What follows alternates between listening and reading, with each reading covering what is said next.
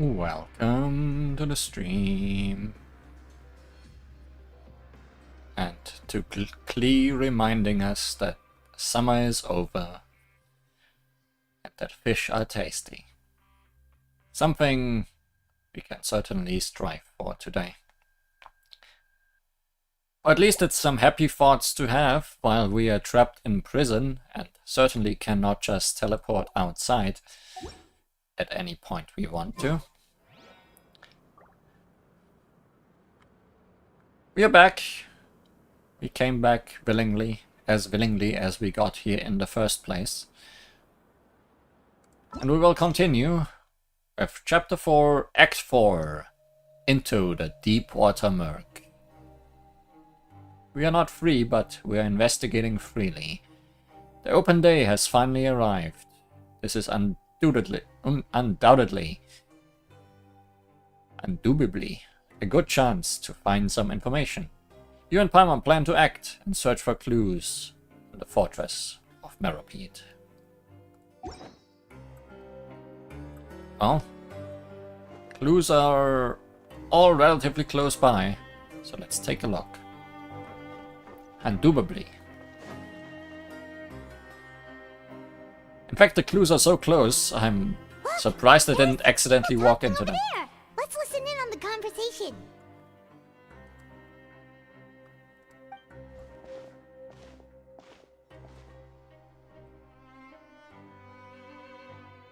If you ask me, those pompous parasites on the surface act like they're all a bunch of aristocrats.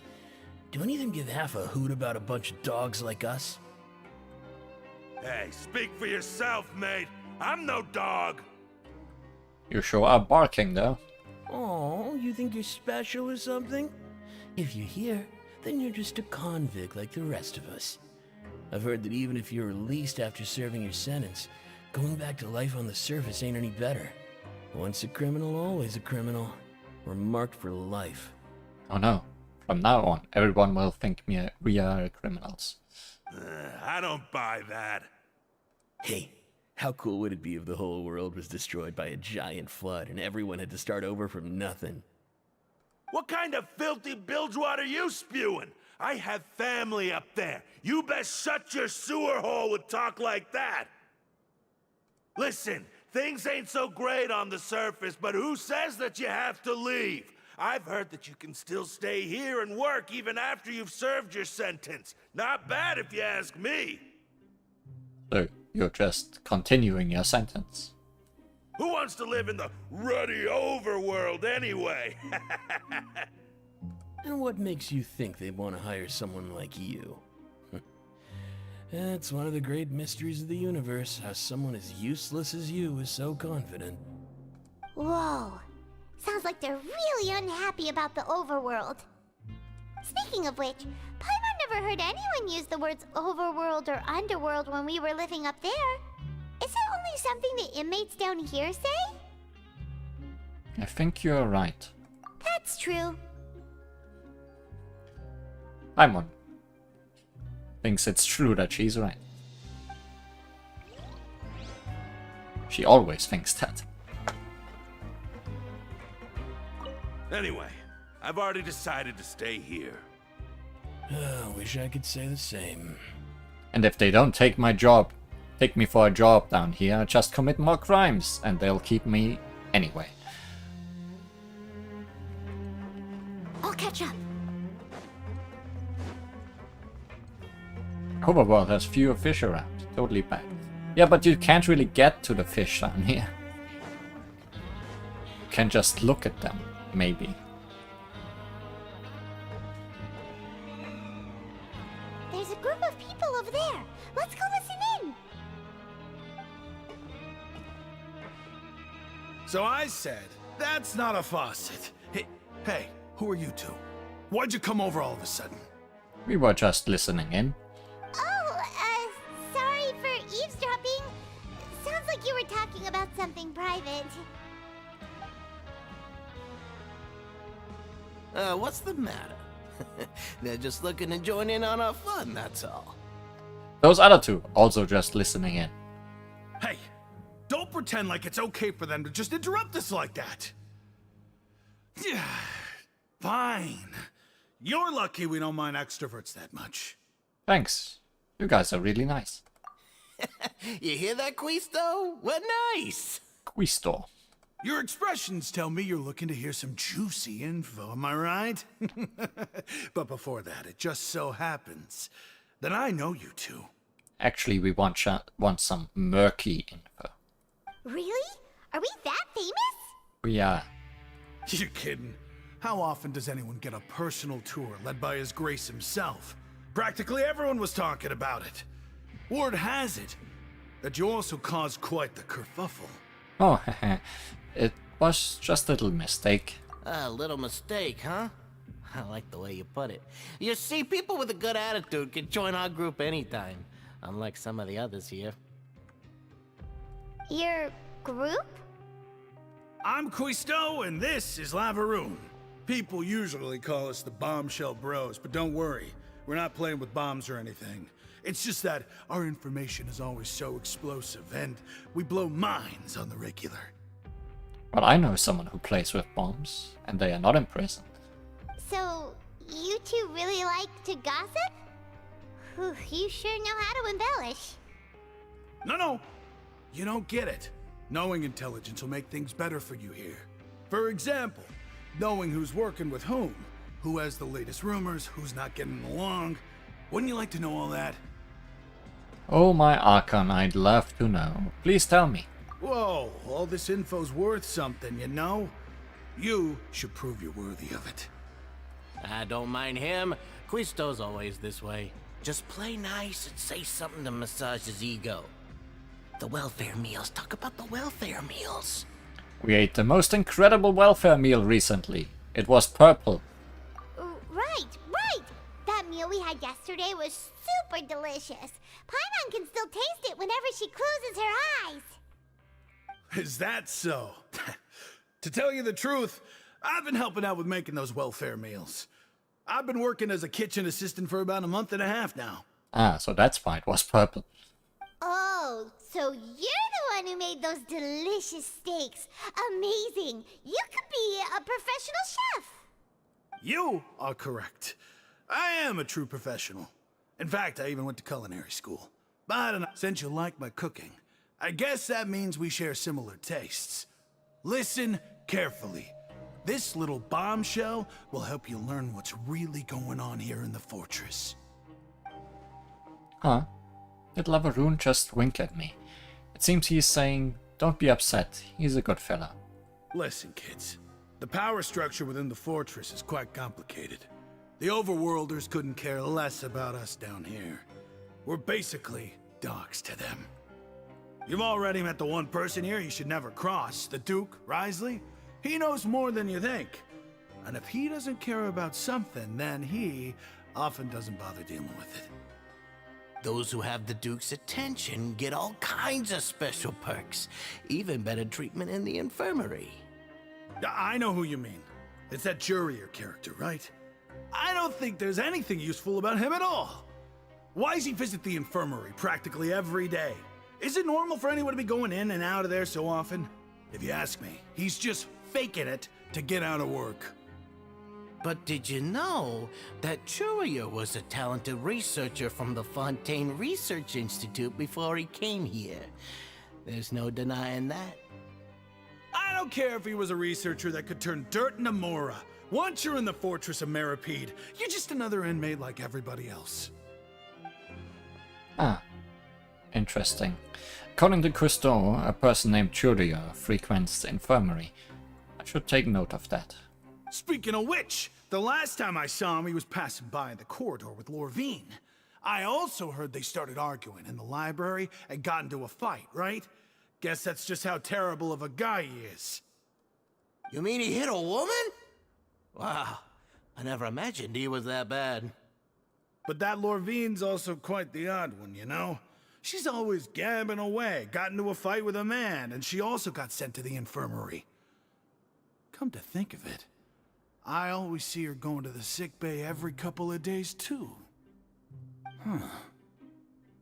Wait a second. You don't think? Do you think could it be that They're secretly meeting there to go on dates? But it's really hard to imagine. Maybe they want to meet the person working at the infirmary.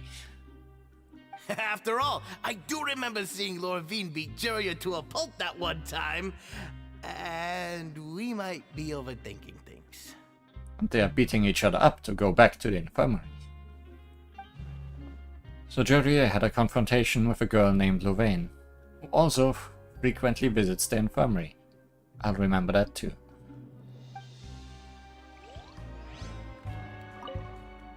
Is it really alright for us to talk about people behind their backs like this? That's just how it goes. Good gossip is still gossip. Yeah, I guess you're right. But wait, we're not just gossiping. This is legit information we're discussing here, right?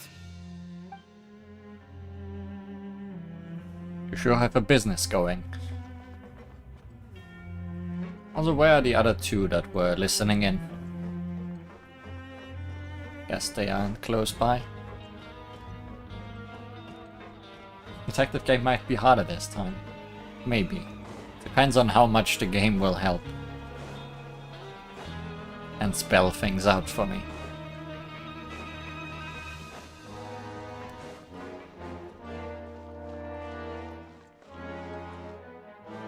Hey, you over there? Who? Me? Yeah, you. Say, do you like playing card games? You know, like Genius Invocation TCG? You are speaking my words. Even people down here play that game. You TCG players are like mint in the wild, literally sprouting up everywhere. Hey, come on now. What's wrong with finding fellow Invocation aficionados? Anyway, care to join me for a game? What? You don't give me the chance to say yes? No thanks, we are busy with other things at the moment. I haven't played in a while, I must say. There have been new cards added with every update, but I didn't really get around to getting them yet. Alright. No pressure. But why would you be looking for people to play Genius Invocation in a place like this? Don't people usually come here to fight? Still surprised you're not just letting me play him though, considering how much you just gave the option previously. Whether you're throwing down cards or throwing punches, it's all a competition, isn't it? It's all the same in my eyes. There are lots of card players here in the fortress. When I saw you, I immediately thought, hey, even outsiders from other nations play cards. So I came over to say hi. Would you mind chatting with us for a moment? Sure. But only if you can beat me in a game of cards. Great! Since you've been here longer than us, you need to flex your seniority a little bit, right? Maybe you could start by telling us newcomers some stories about this place. I thought you would have already heard everything by now. All right, then. Did you have anything specific in mind? Or do you want me to just pick a topic? Why don't you pick? We'll let you know if we've heard it already. All right. Have you heard any strange rumors since you've arrived? Yeah, we have. Then, did you know that there are some people who are always gossiping over in the corner? Which corner? Because we just found some of them. You mean those two? Yeah, so you've already met those two. They're quite a pair. They always keep an eye out for the latest happenings and gossip about everything. I've never seen anyone with more time on their hands. I heard that they used to be a chef and a bartender before they were sent down here. You know how bartenders are, always chatting with customers. And chefs love to pass the time just hanging out when they're not cooking. Good to know. Do you have anything else to tell us? Let me think. Sounds like you want to hear something a little more tantalizing. Oh, did you know that the Duke was also a convict in the fortress of Meripede before? That we did not know. Although he does look the part. Huh? Wait, are you serious? That's right. The Duke was an inmate just like you and me. Seems he was exiled here for committing some crime. Who knows how he ended up rising up to become the warden, though. To go from an ordinary inmate to becoming the manager of the whole place? I'm not gonna lie, I kind of respect that. By the way, do you happen to know anything about a forbidden zone? A forbidden zone? Sounds like something that someone just made up. I've never heard of that. Where did you hear about it? Feel like I also heard about a forbidden zone in a different Hojoverse game only 2 days ago. It's just a rumor we've been hearing, but no worries if you've never heard of it. Do you have anything else you can tell us? Anything else? Not that I can think of, but I'll be sure to tell you anything interesting I hear next time. You'll have to play a game of Genius Invocation with me first, though. Deal.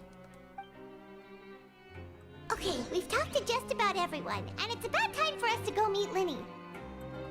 According to the card he left us, we should go meet him in the production zone. See you later. Hey, let's play a game if you ever have time. I'm sure we are gonna unlock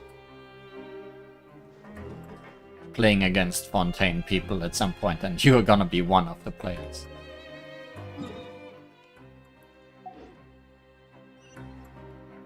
Linny, even farther down.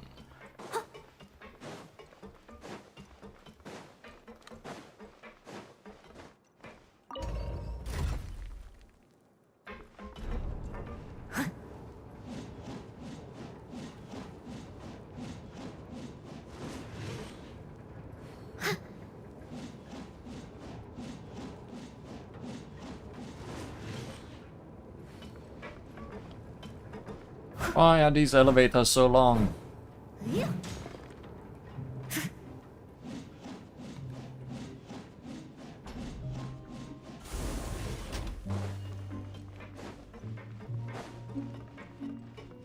Hey Linny, we got some information. Don't know what to do with it though. Someone needs assistance.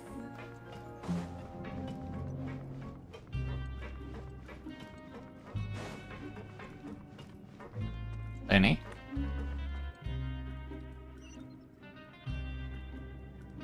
Not this far down.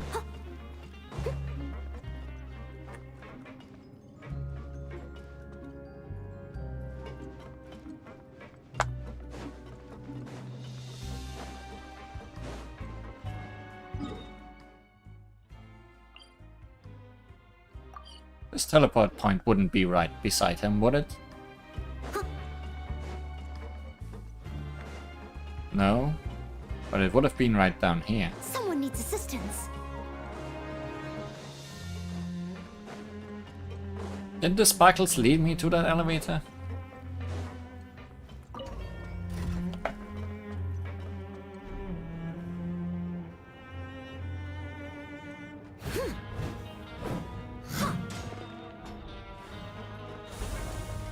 Where are they leading me now?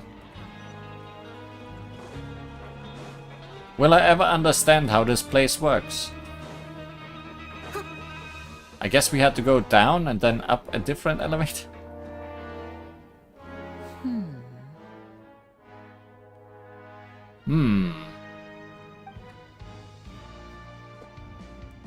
Huh?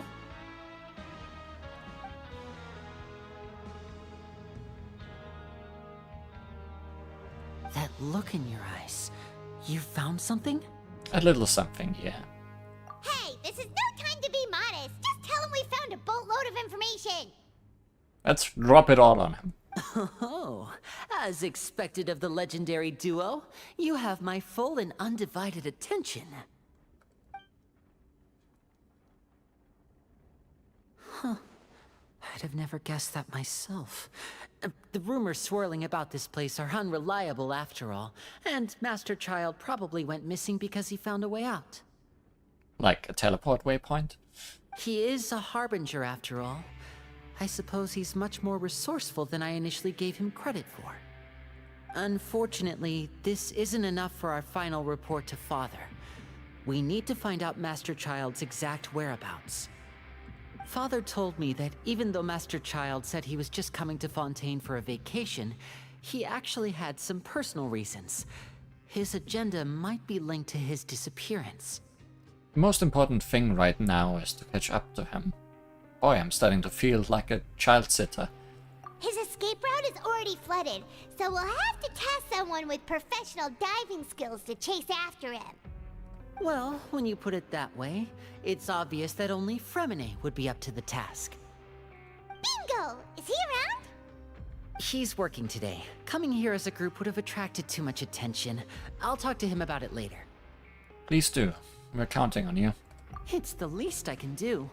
We're all in this together, so it's only fair for us to fulfill our end of the bargain. Time for us to turn into a fish. Yeah, I guess. Honestly, I'm far more impressed by you guys managing to collect all this information right under Risley's watchful eyes. Collecting information has always been our strong point. Now, let me think. To find out more information, Fremine will have to retrace Master Child's original route. And if he's to do that, he'll have to set out on the next pipe cleaning day at the earliest. That's 6 days from now. And after that, he'll probably take another 2 or 3 days to return. You can even estimate how long it'll take for him to get back? We've been working together for a long time. We know each other's capabilities like the backs of our hands. Traveler, what say you to meeting here 9 days from now? We'll be able to pick up Fremine while we're at it, too. Sure. Oh, and there's just one last thing we'd like your help with. Though we can just sit back and wait for Fremine's report on Master Child's whereabouts, we still need to make more progress on the investigation of the Forbidden Zone. Fremine's no master of disguise, Lynette's still working on getting intel from the other areas, and I'll need to spend some time helping Fremine prepare for his diving mission. So, you are the only ones we can count on. I was kinda hoping we'd get to play as Fermine to do his part of the mission, but I guess that's just gonna happen off screen. What do you want us to do? Will it be hard? Well, I won't call it easy per se, but I think you'll be able to pull it off. Listen carefully. You'll need to find an excuse to get into the infirmary and investigate the room and environs. You've mentioned several sketchy-looking people always meeting at the infirmary earlier, so it probably has something to do with the secret we're hoping to uncover. You've already met the head nurse, so she'll be less suspicious of you. Investigate the internal structure of the infirmary and any active dealings within, and pass those on to me alongside anything else you're able to discover. But also, there's no need to take risks. Don't forget, safety always comes first. Sounds good. I'll give it my best shot.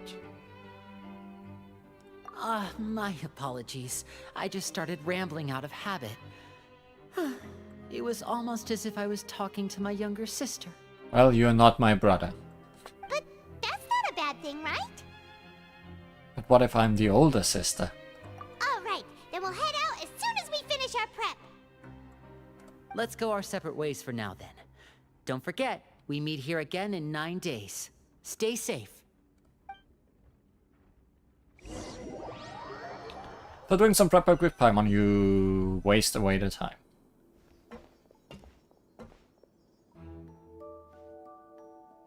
Sneaky. Hey, stay here for now. Paimon will take a peek. You're already peeking. There seem to be several people inside. You're not being incredibly sneaky, Paimon. Let's try to eavesdrop on them first.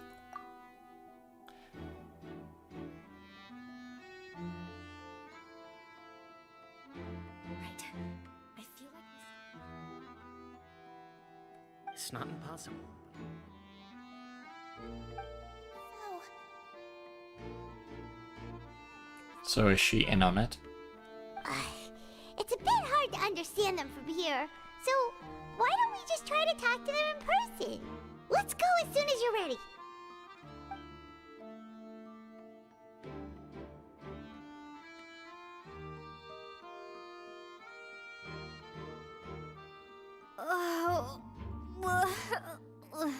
Time to get sick on purpose.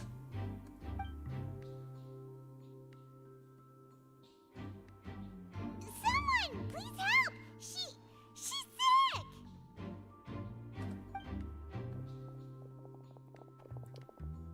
Whoa, are you okay?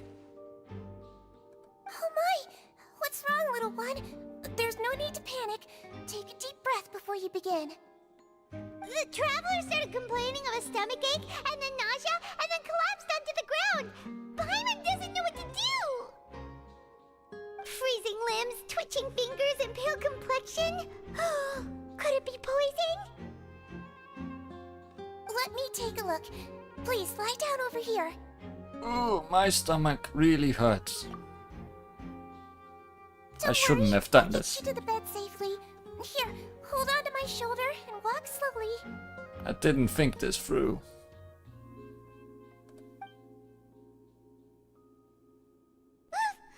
You can do it, traveler.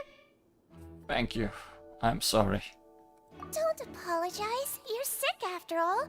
Now, please relax. I'm just going to do a preliminary checkup on you.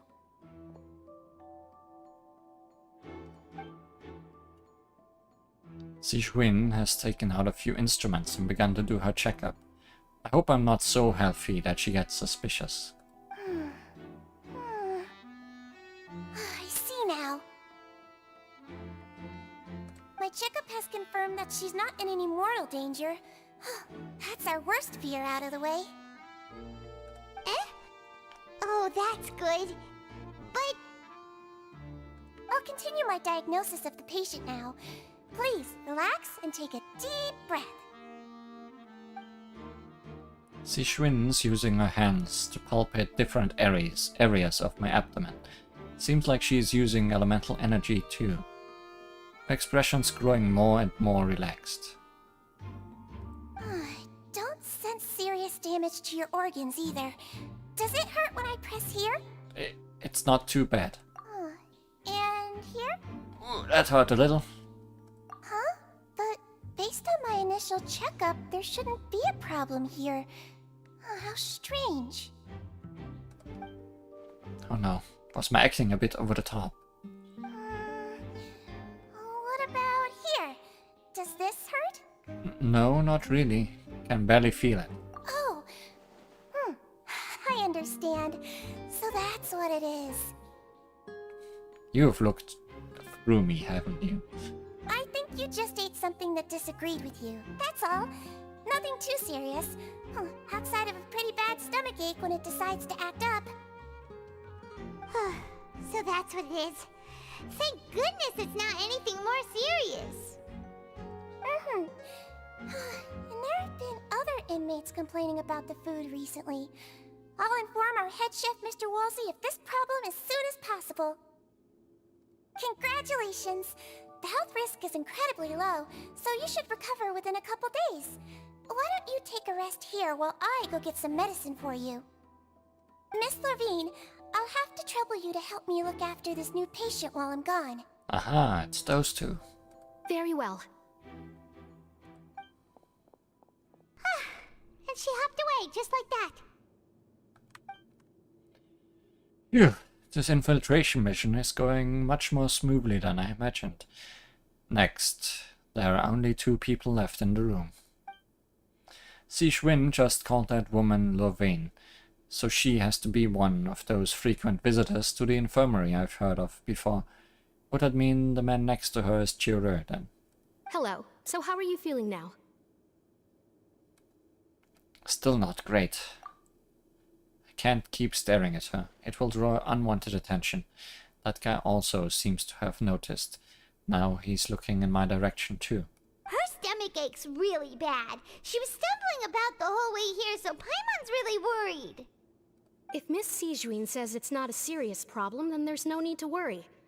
She's the best medic we've got down here. But it also looks like she's the only medic you've got down here. Well, that's true.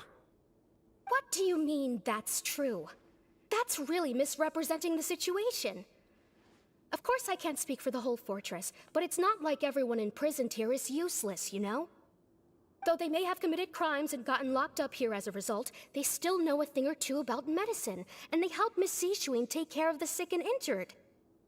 Yeah, you're right. But did you have to lecture me about it in front of another patient? Aren't you a patient too? Where did all your energy come from? That's correct. Sorry, I got a bit ahead of myself. Are you two also sick? We've been sick a while. I come back every once in a while for checkups, and to pick up the medicines Miss Siegeween prescribes for us. That's just the nature of chronic illnesses. As for her... you could say she fancies herself as Miss Siegeween's capable helper because she learned a bit of medical knowledge ages ago. Please watch your mouth, Mr. Jurier. Don't forget that you are the primary reason I have frequent heart palpitations. Hey, don't start arguing now!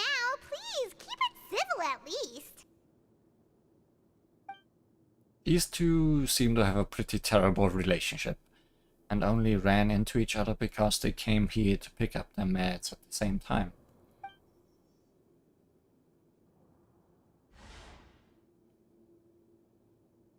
But outside of the two of them, there's nothing suspicious inside the room.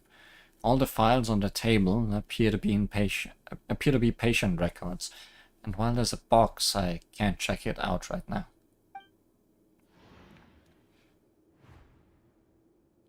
There also aren't that many furnishings on the wall. Wait. There seems to be a movable hatch on the ground over there. Hey! There's no need to fight!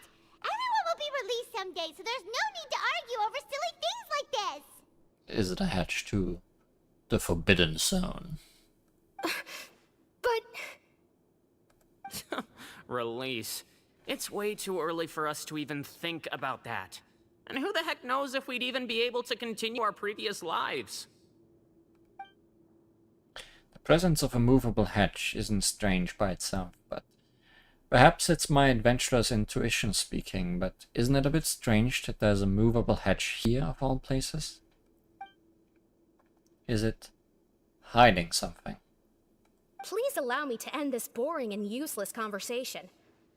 Oh, and Mr. Jurier, I don't want to see your face here again anytime soon. All too bad, I have to get my medicine. And same to you, Miss Lorvine. Anyway, that was more than enough rest for me, so I'm going to get out of this excessively noisy place. See you later, everyone. He just slowly walked off like that? That's just what he's like. I'm sorry you had to see all of that. I'm Lorvine, and that's... Well, his name is Jurier, but I hope you'll never have cause to remember his name. You really can't stand him, huh? I mean, can you blame me? Who would like someone who's as arrogant and obsessed with weird research topics as he is? But there's no need to keep dwelling on him. I wonder if you do like him. I'll accompany you two for a while.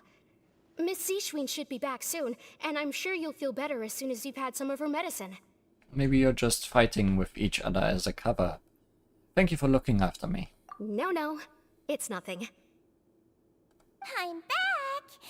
Did you rest like you promised? No, I was watching them fight. Thank you for getting our medicine, Miss Siegeween. Did you all cooperate with your bed rest? I trust that nobody got up to walk around. Good. Here, this should be 2 days' worth of medicine for you. Take one pill now, and then continue your bed rest. Take the stomach ache pill that Siegewin gave you. Miss Lorvine, I left in a bit of a hurry just now. Do you still remember if we discussed the color of the pill that you should be taking today? I remember. You said it should be yellow. Did they talk about that before we walked in? Why don't I remember? Yellow, huh? I understand. These are yours. Please, make sure to go to bed early after taking them tonight. You'll benefit from a good night's sleep. Something suspicious is happening. All right, then I'll also be on my way now. I hope you feel better soon, too. Thanks. See ya!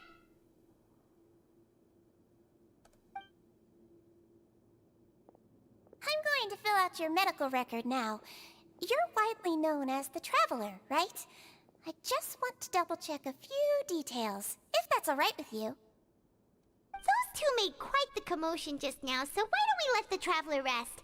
Paimon can answer the questions instead. We also have a lot of paperwork that has a lot of details about us, so... So her primary symptoms are abdominal pain, with secondary symptoms of nausea. Is there anything else? That's it. Alright then. Is there anything we should know besides to take the meds? No, her base constitution is quite good, so I'm sure she'll recover quite quickly after taking the medicine. Please, make sure to stick to bland or less stimulating foods. And don't stay up too late at night. Got it. Paimon will hold the traveler to that for sure. Ishwin's still looking at me. I should just try to take a nap like she said. Oh, you're going to take a nap already? Okay then, you get some rest.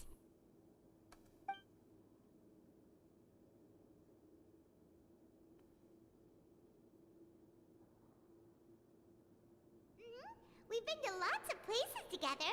She may look a bit under the weather now, but she's actually super strong. Oh, so you're the best of companions. Well, don't worry, she'll recover soon.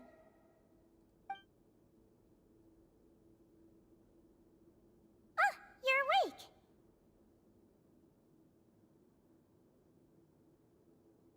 How do you feel? You slept for a really long time, but we never left. I feel a lot better. Thank you both. Well, now you can go back without a worry in the world. Remember to take your meds regularly, and remember bland foods. No more purple foods. Thank you, Miss Sijuin.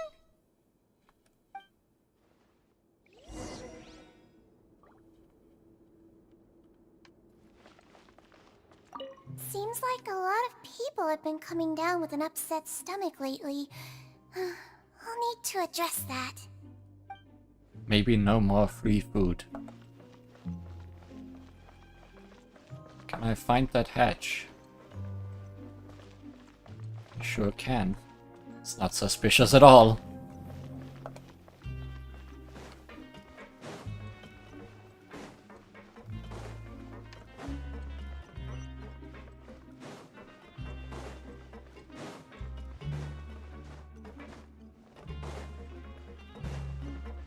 Someone needs assistance.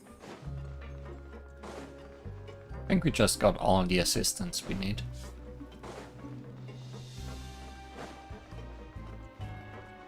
Also, I think Sijuin is acting a bit suspicious. Also last time already. You really are something. To be able to fall asleep like that and even sleep talk the entire time, you scared Paimon half to death! Oh, did I say anything I shouldn't have? No, but you kept mumbling things along the lines of, Pyron, don't take my grilled fish, and put down the Adeptus Temptation now! Glad we are just dreaming about Paimon.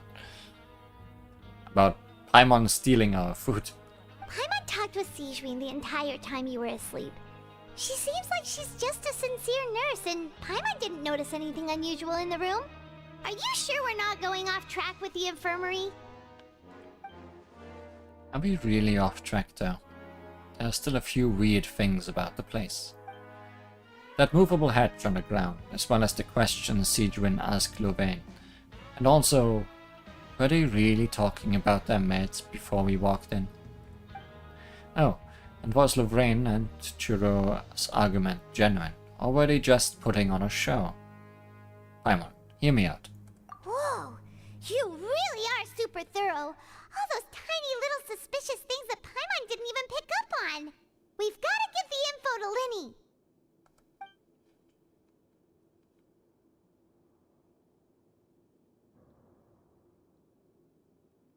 Write down all your suspicions.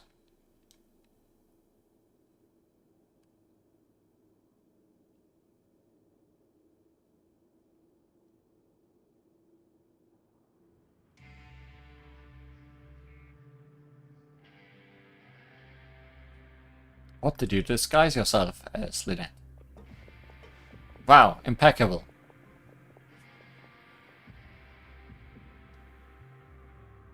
I didn't even see her.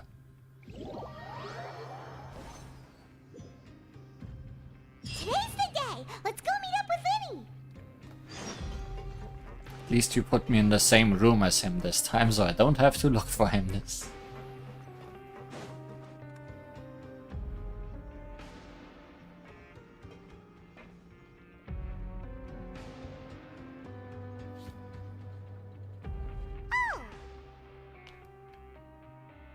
Hmm?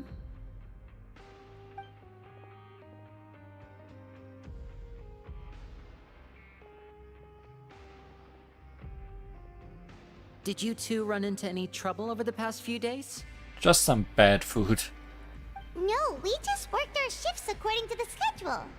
Nothing weird happened. That's good. That means you didn't raise any suspicions when you infiltrated the infirmary. We've taken a look at the slip you've sent. Fremine successfully left the grounds via the pipes 2 days ago, and as of last night, Lynette has also infiltrated the infirmary after faking an illness. Same illness, with the same excuses. Wait, why is she getting involved as well? You already went above and beyond when you scoped out the infirmary. To put it more bluntly, even if we were to view that as something you did in exchange for Fremine's help, you've already done more than enough. Infiltrating a guarded stronghold is a different kind of job from a one-off investigation. We want to avoid using the same faces over and over and reduce the amount of suspicion that will fall on any given person. Lynette also felt like you have already taken the first step for us, so she should be the one to finish the job. So that's what Lynette thinks. Oh, Paimon hopes everything's going well for her. Yeah. But I'm not opposed to helping you. Perhaps that's true. You are both very good people, and we've come to appreciate that more than anyone else. Unfortunately, there's still one thing that could get between us, lest you've forgotten. The matter of our respective loyalties. You've mentioned before that you've had some run-ins with the Fatui. I can understand that feeling, so I assume you're just helping us out of the kindness of your hearts? Well, everyone could use some more friends. We'll be counting on you to help us in the future, too. Since I see you as friends, then it's even more important for us to protect you from any peril. Fremine and Lynette feel the same way. I get it now. Glad to hear it. Then, let's go check on Lynette before Fremine returns. If everything went well, then she should be wrapping up her investigation right about now.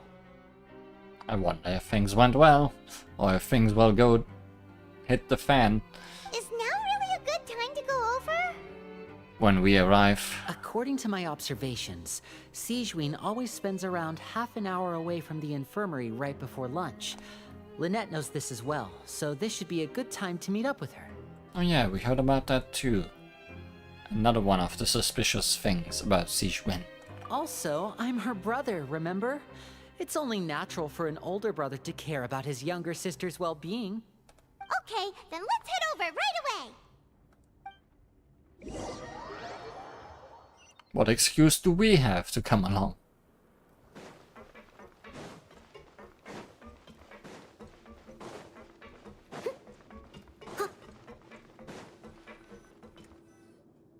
Lynette should be here right now. Huh.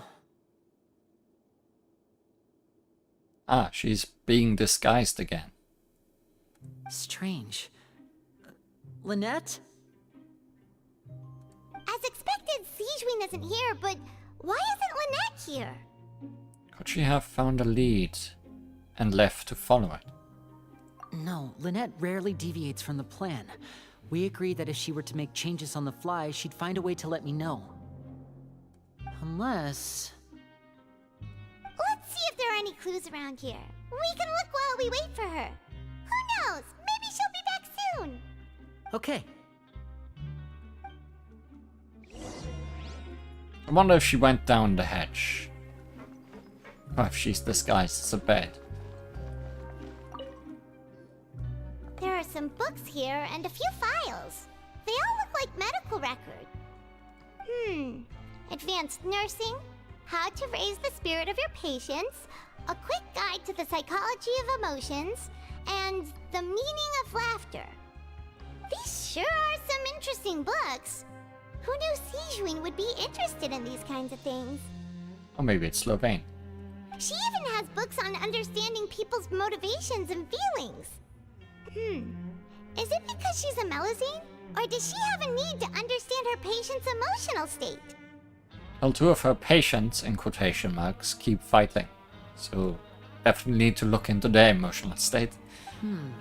Seems quite normal to me. These are skills that would come in handy for a nurse from time to time.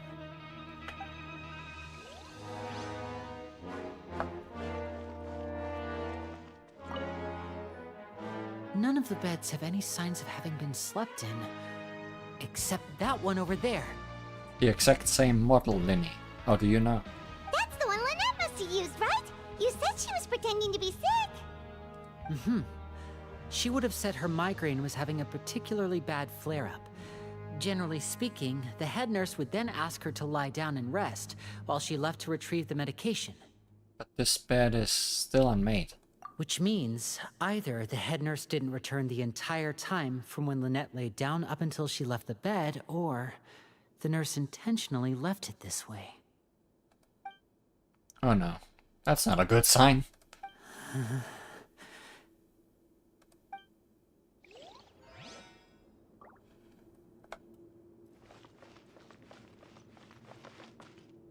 I wonder what a third clue is. Ah, this is it! We saw it before! Wait, this thing? It doesn't look like it's been disguised that well. It's not disguised at all. Except for the box standing before it. The space behind it is empty. From its size, I don't think it's an entrance that is meant to be taken apart. There's probably a mechanism around here somewhere. Could Lynette have tried to get inside?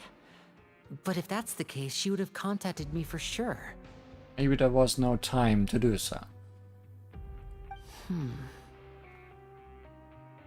Let's look around here for some more clues.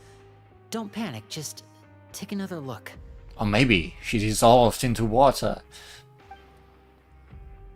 The look on Linny's face, he's definitely beginning to panic. Don't panic. He probably said that subconsciously more for himself than anyone else.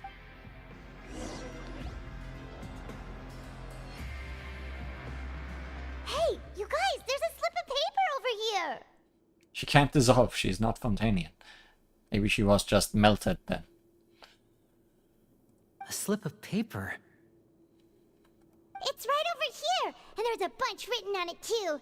It reads, "Out of respect for your usual practices, I'll use a piece of paper or card as the medium to pass on my message. You may consider this as me giving you my best regards." That does not sound like Lynette. This is... Is that all? Is there anything on the back? The back. This is... Show me! Now!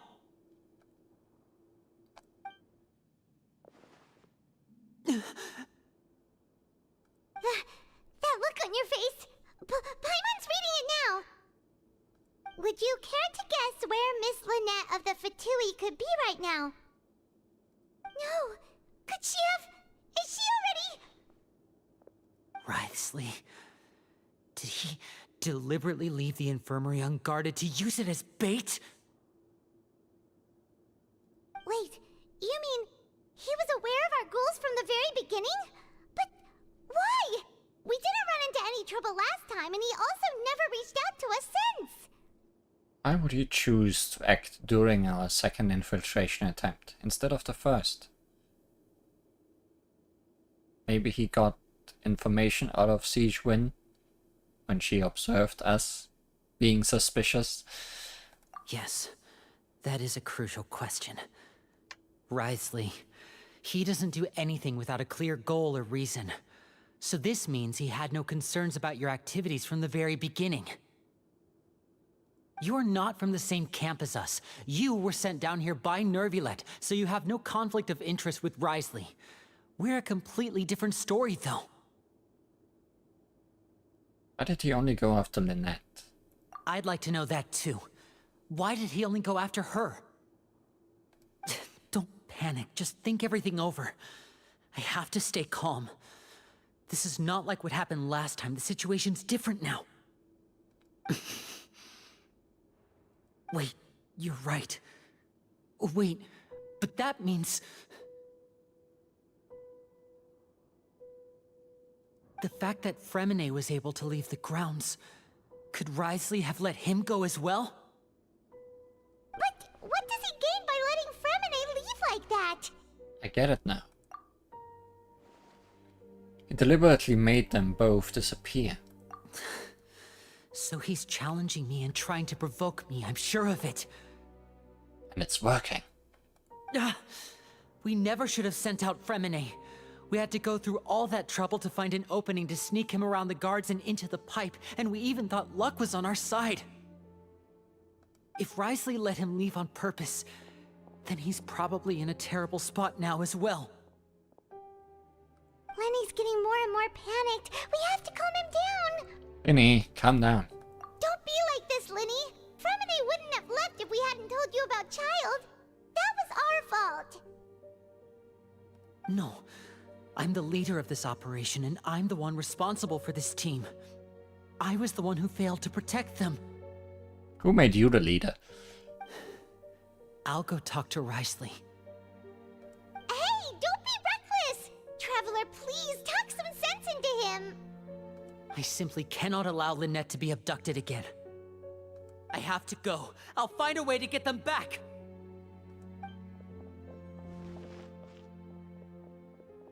He's rushed out the door! After him!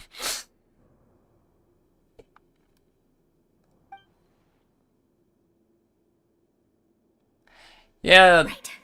I feel like we still have some room to make changes on these details. Being very suspicious there, Sichuan. It's not impossible, but it'll require extensive testing. Is that so? Very well. Then please be mindful of the time.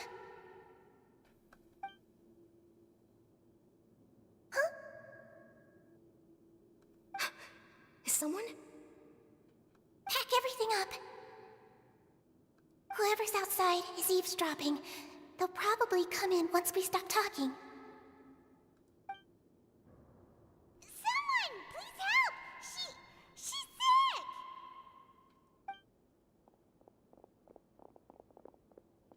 Whoa, are you okay? These two. As expected, they've already found this place. Oh, they are quite sharp. What a delightful turn of events. I like smart people, but I also like playing dumb. I like the feeling of being trusted. Oh my! What's wrong, little one? There's no need to panic. Take a deep breath before you begin. Being able to read human expressions is quite the useful skill. Lenny! Wait! It's no use. We have to catch up to him. Well. He's already out of sight. How is he so fast? Let's go head him off at Wriothesley's office.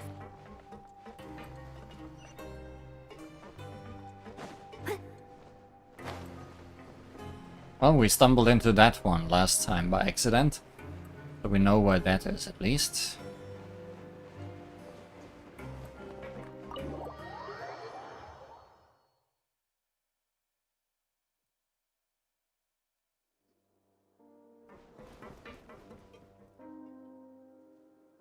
Come out and face me, Wriothesley!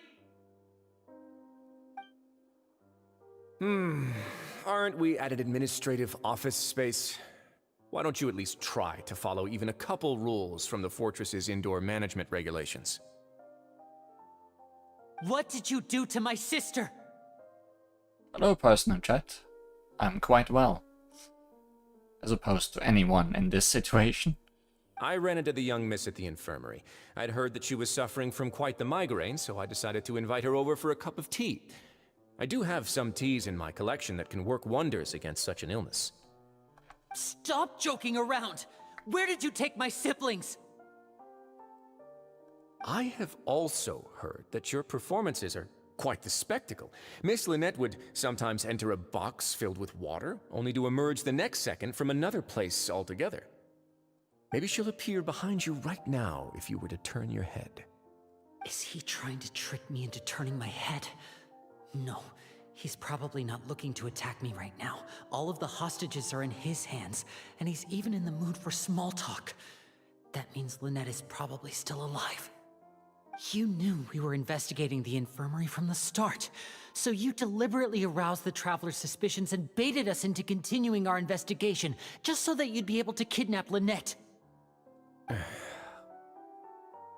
As for Fremine, no, you probably didn't even interfere with Child's escape. You let him go, so you could purge the Fatui members that we had planted into your ranks. There was no need to do so. The Fortress of Meripede is a pretty pleasant place.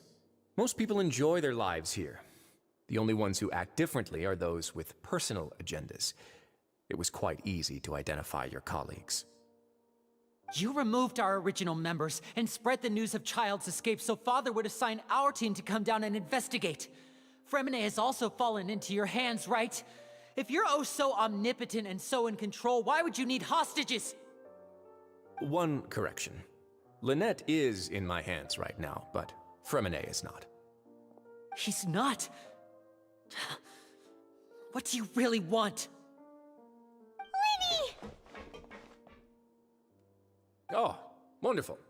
Everyone is here, so I'll only need to say this once. Thank you so much for cooperating with me. Well, Lynette and Fermine. Eager and to the point, I see.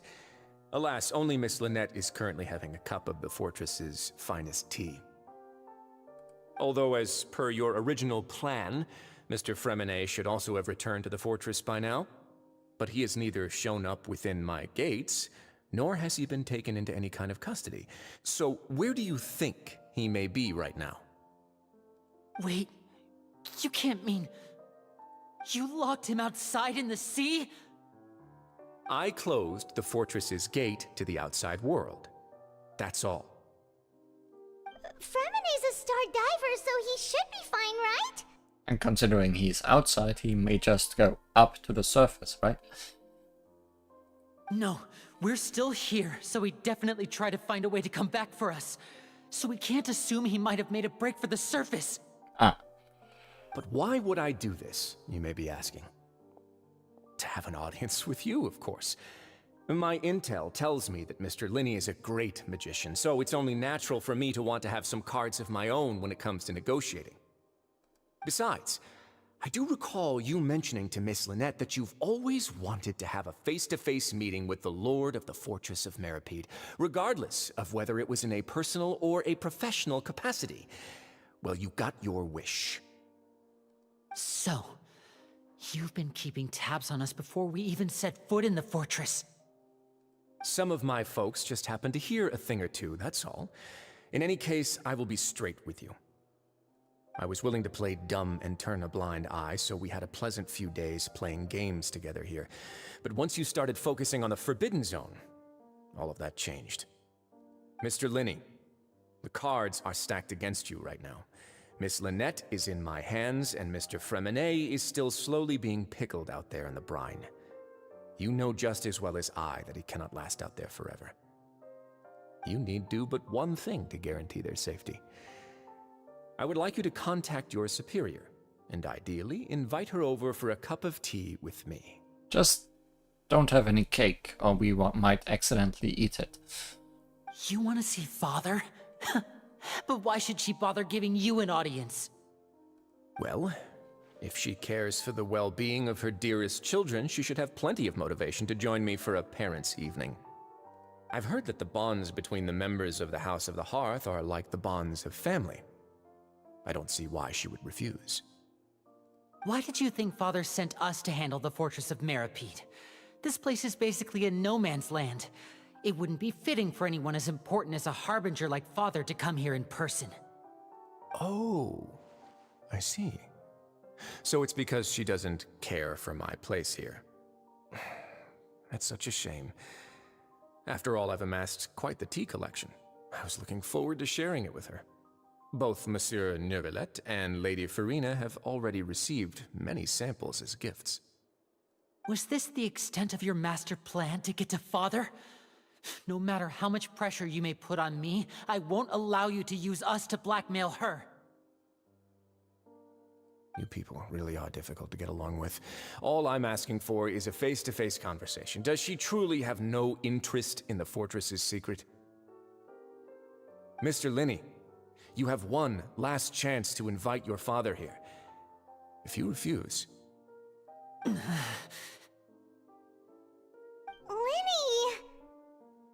Why do you have to do this? Instead of asking why I'm doing this, why don't you try to see things from my perspective for a second? From the very beginning, the Fatui has been actively infiltrating my fortress. I gave you a warning by cutting off the first few operatives I found, but that only caused you to double down. Had you given up on the fortress then and there, I'd have no reason to want to talk. Mr. Fremenet left the fortress on his own, and Miss Lynette tried to pry out my secrets right in front of me. No matter how you look at it, the responsibility for this falls on you. I shouldn't ask Father to do anything because of us. 6, 5... Wait, 2, 1. You left out some numbers there, Risley. Time's up. It really is a shame, Mr. Linney. Risley! Negotiations have broken down. Please leave, ladies and gentlemen. It's time for my afternoon tea. Please wait, can we really not talk about this some more? Yeah, listen to the Traveler. If you can't talk to Linny, can you at least talk to us? You do realize that I'm only letting you go because of Neuvillette, yes? You're here helping him out, and I've already done my best to stay out of your way. But that doesn't mean you can just do whatever you want. The fortress may be small and remote, but it still has its own set of laws. I want to save Fermenet and Lynette too. Then how about this? Those who are capable deserve respect. You've spent quite some time investigating my home turf by now, so why don't you tell me a thing or two about what you found, I'll ask you 3 questions. Answer all of them correctly, and I'll agree to your request. Oh no, a quiz. Question 1. Regarding the hidden rules of the production zone, what is the truth behind the one about not being allowed to work for 3 days in a row? I can't believe he's asking me about the hidden rules.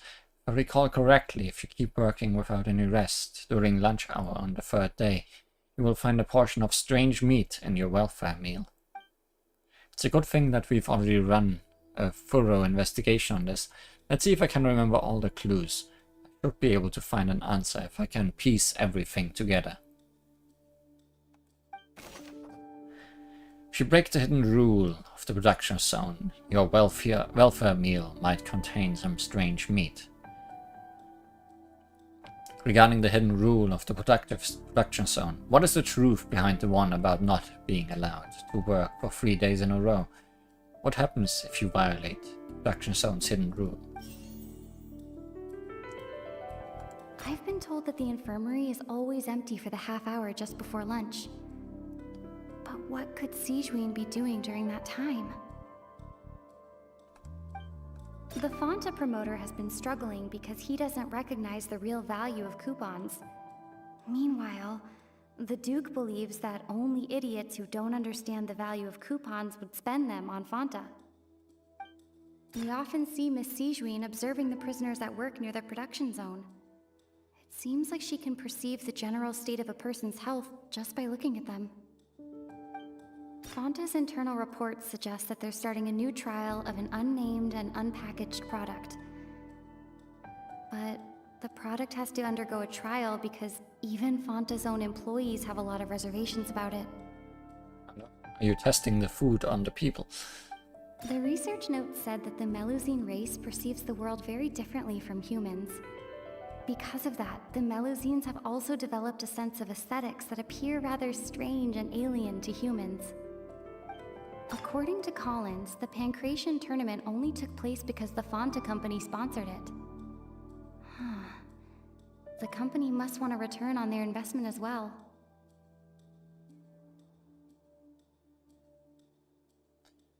Who will see it if you keep working continuously?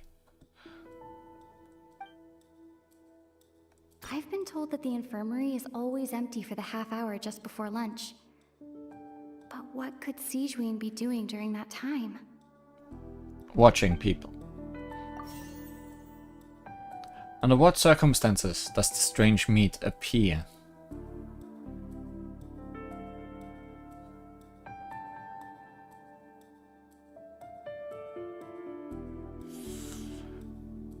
We often see Miss Sijuin observing the prisoners at work near the production zone. Ah, no, that would have been... Seems like she can perceive the general state of a person's health just by looking...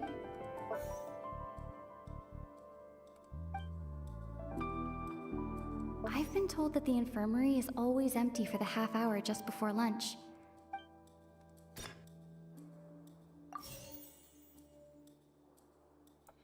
Under what circumstances does the strange meat appear?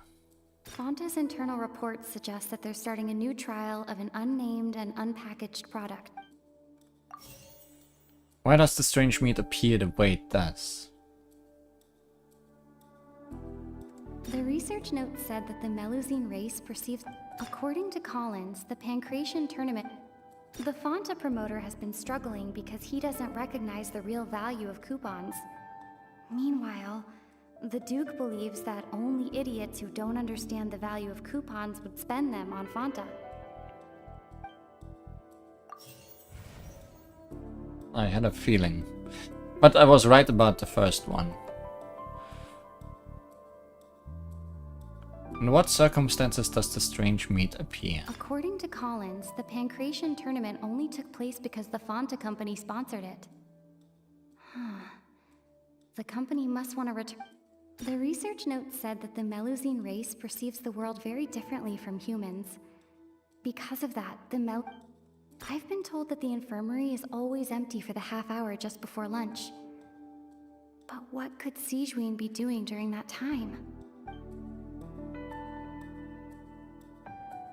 Last one. According to Collins, the Pancration tournament only took place because the Fonta company sponsored. Why does the strange meat appear the way it does? The research note said that the Melusine... Fonta's internal reports suggest that... No. Both wrong. The Fonta promoter has been struggling because he doesn't recognize the real value of coupons. Meanwhile, the Duke believes that... I've been told that the infirmary is always empty for the half hour just before lunch. But what could Sijuin be doing during that time? She making the food? If she is away before lunch.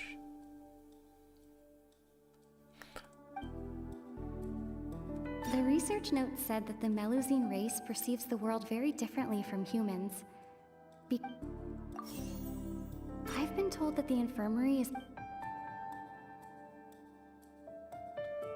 The research note said that the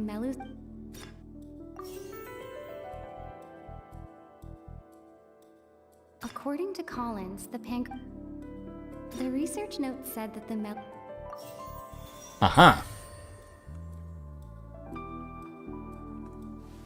So that's what's going on. Paimon understands it now. Who would have guessed? The hidden rule of the production zone. Oh no, the glasses. People are not supposed to work 3 days in a row, and if they do, they'll get strange meat in their welfare meal. At first we thought this strange meat must have something to do with the people who disappeared, but in reality, they were all prepared by Sijween, the head nurse.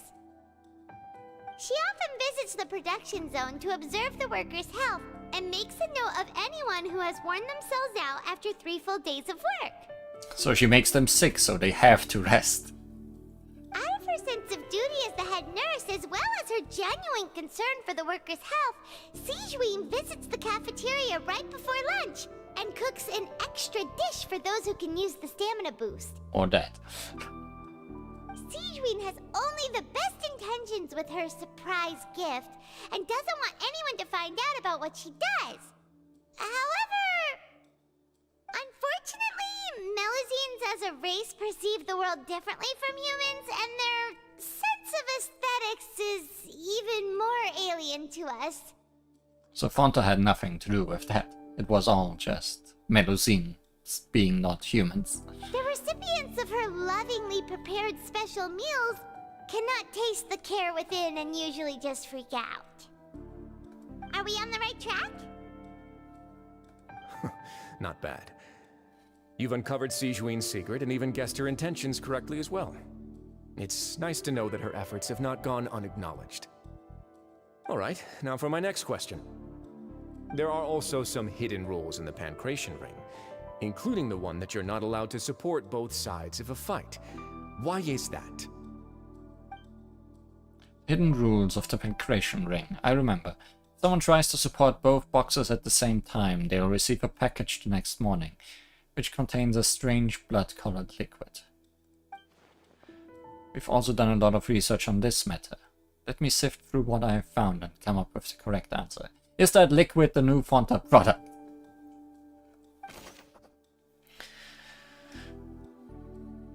If you violate the rules, blah blah blah. What happens if you violate the Pancration Ring's hidden rule?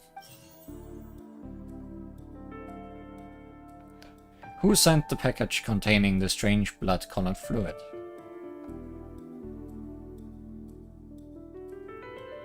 Fonta's internal reports suggest that they're starting a new trial of an unnamed and unpackaged product. But the product has to undergo a trial. The Fonta promoter has been struggling because he doesn't recognize the real value of coupons. Meanwhile, the Duke believes that only idiots who don't understand the value of coupons would spend them on Fonta. So he's giving out free samples. The research note said that the Melusine race, according to Collins, the Pancration tournament only took place because the Fonta company sponsored it. The company must want a return on their investment as well. Why does the strange blood-colored fluid look the way it does? Fonta's internal reports suggest that they're starting a new trial of an unnamed and unpackaged product. Why do only those who buy tickets to support both fighters receive the package? The Fonta promoter has been struggling because he doesn't recognize the real value of coupons. Meanwhile, the Duke believes that only idiots who don't understand the value of coupons would spend them on Fonta. Idiots understand value of Fonta. If a person bet on 2, they are an idiot. You are not off.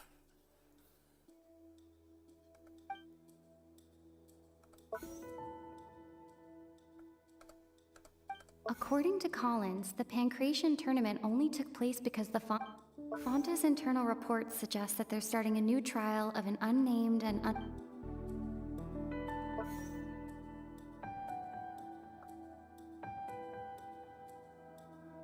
Fonta's internal reports suggest that they're The Fonta promoter has been struggling because he doesn't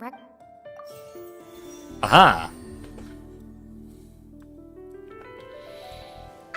Paimon gets this rule too now, so there really was nothing to be afraid of. That hidden rule of the Pancration Ring is about how, people are not supposed to bet on both boxers at the same time. And if they do, they'll receive a package containing a strange, blood-colored liquid. People get scared when they see it because they've subconsciously begun to associate it with the missing boxer. But really, it's just a bottle of the latest yet-to-be-named and packaged new Fonta trial product. A blood-red drink It's no wonder even Fonta's own staff were questioning the company's decision-making. The company, facing backlash from its own staff, decided to try to trial the product on a smaller scale to see how it might be received by customers. They came to the fortress of Meropide and offered to sponsor the Pancration tournament so they could push their new product. But the Duke completely refused to even entertain the idea. That's you, by the way. The Duke, knowing how valuable coupons are in the fortress, knew that only total idiots who didn't understand their true value would bother buying a Fonta product here. And so, only those who proved their stupidity by being dumb enough to bet on two opposing sides of the same match were selected to receive the drinks. I acknowledge the effort you've put into bringing the truth of this mystery to light. Although, based on your description, that Fonta promoter is a bit too careless with his words, I may just reconsider my collaboration with the company. All right, and here's the final question. What's the secret behind our head nurse and all of her patients in the infirmary? Dun dun dun. We haven't collected enough info to answer that question. Stop your cruel and pointless games, Risley! You know that we haven't finished our investigation, so there's no way we can answer the last question. The thought of sparing Lynette and Fremine never even crossed your mind. Didn't he? You'll pay for this! Ah!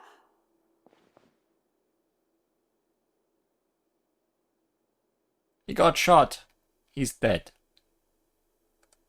Lenny, are you alright? Oh, close one. I owe you, Sigewinne. That was a fantastic shot. Oh my. It was nothing, Your Grace. She has a gun. Sigewinne?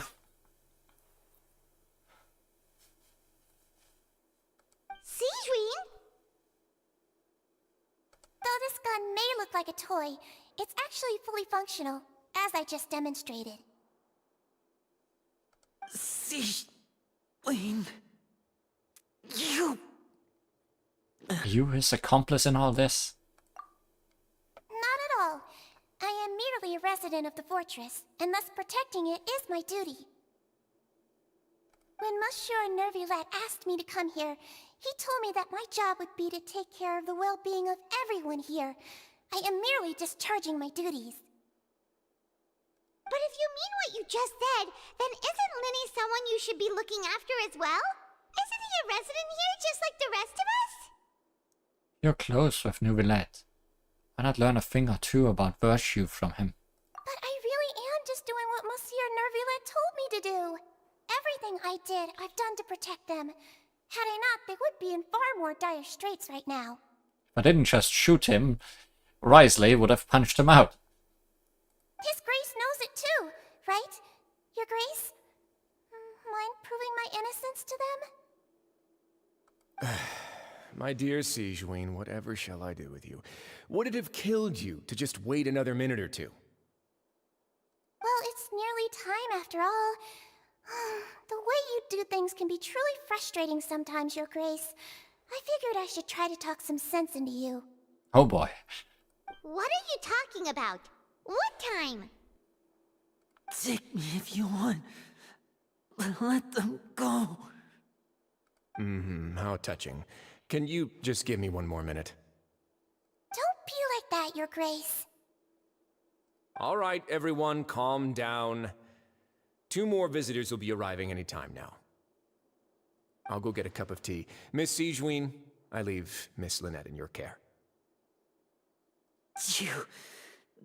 What are you doing? I believe I hear footsteps.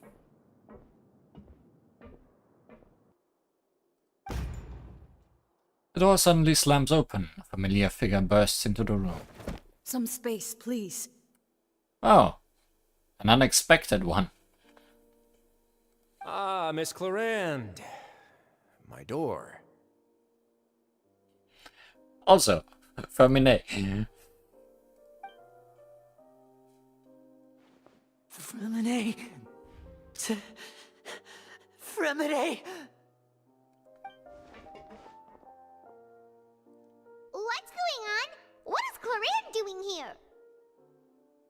work. I'm sorry about shooting you, Mr. Linney. The tranquilizing effect will begin to wear off soon. Please take it easy in the meantime, though. What happened to Fremine? Wasn't he diving just outside of the fortress? Why is he looking like this? Symptoms. It can't be.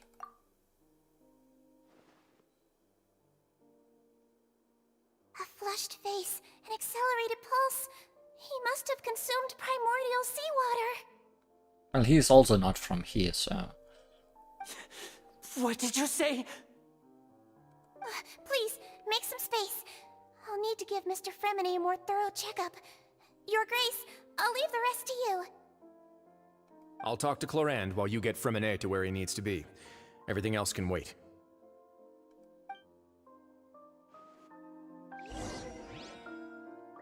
Well, things are escalating.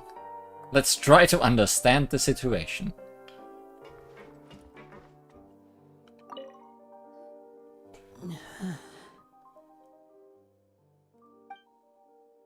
Linney's expression looks disgusted. Seems like he'd rather not have Sigewinne touch Fermine. Still, he didn't stop her, since it's obvious that Fermine does require urgent medical care. Sigewinne's examining Fermine carefully. She doesn't look too upset, which is a good sign. I hope Fermine will be okay. How is he? These symptoms are probably caused by an acute ingestion of a large amount of primordial seawater. Still, his condition is not critical. Of course, it would be best if he stayed for further observation. Let's leave him here for now, and move him to the infirmary once he's recovered a bit more. Sorry. I am aware that the infirmary may not be your favorite place in the world at the moment. We do only have a single clinic in the fortress, however. Why would he ingest a large amount of primordial seawater after leaving the fortress? How could that possibly happen? Please, look after Mr. Fremine for the moment. I'll go fetch some medicine and a respirator. Oh, I'll bring Miss Lynette back with me. Where is she? How is she right now? Oh, she just took a nap in an empty room after I tranquilized her. If my calculations are correct, she should also be waking up right around now. You might not believe me, but His Grace and I actually made some snacks and tea for her. I also just really like shooting people. Linney has finally begun to stop tensing the muscles on his face. It seems that he trusts what Sigewinne just said.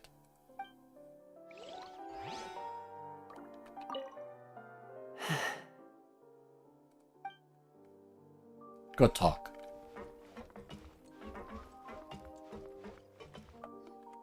What's that look on your face? I thought I made good time on the way back. Oh, I'm just admiring your punctuality. Had you arrived just a few minutes later, Sigewinne may have been forced to shoot Mr. Linney again. And she really loves doing that. How's the situation out there? The water has changed. It's pretty much as expected. The concentration of primordial seawater has increased significantly. Ah, so the whole sea out there. I was only out there a short time, so it wasn't too bad. But if one were to stay for any significant amount of time, well, you can see how that boy's doing. Where was he when you found him? The abandoned zone at the end of the pipes. A good distance into the water. Closer than I thought. He must have recognized it early on and tried desperately to swim back. Oops, I closed the door on him. Locking the door was necessary. I don't think we could have saved two. Well, I did try to convince him that I had my reasons. Never seems to work, though. It would probably work on Neuvillette. He has a knack for picking out who had good intentions, even when the outcomes were all terrible. It's a bad sign if you're having to plead your case to Neuvillette. Want some tea? Not particularly. If you want to drink some that badly, just say so. Fine, I'd like to get some tea. Want me to get you a cup too, since I've already made it? Might as well then, I suppose. Actually, do you have a towel? I would like to dry my hair.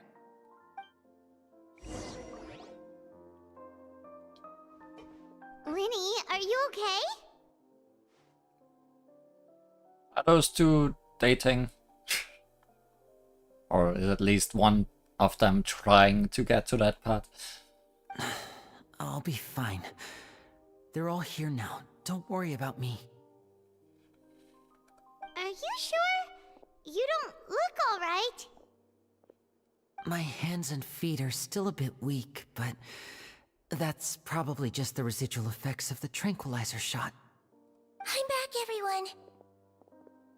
I brought a cat. Lenny! Oh, Traveler, Paimon, you're here too. Remine? Is he... He'll be fine. But for now, please help me lift him up.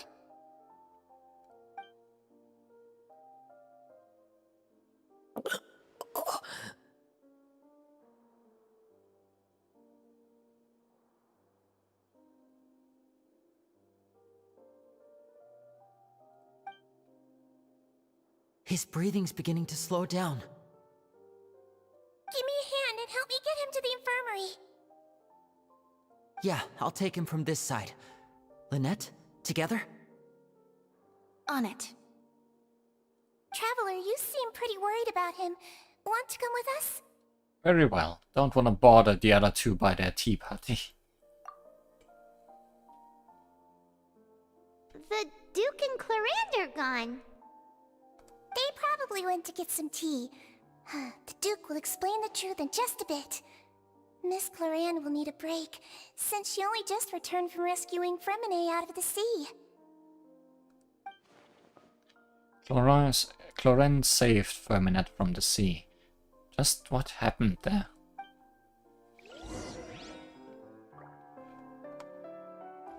Can I bother them?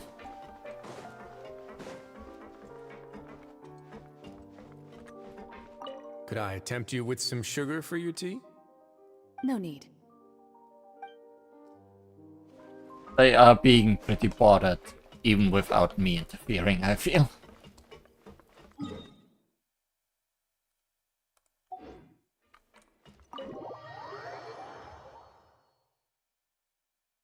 Tea party is indeed not going anywhere.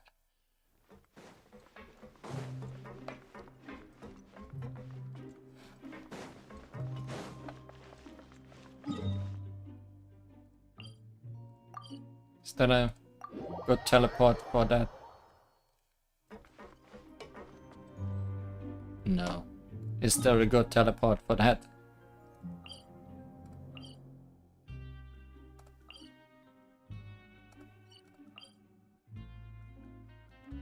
Probably not. I'll catch up.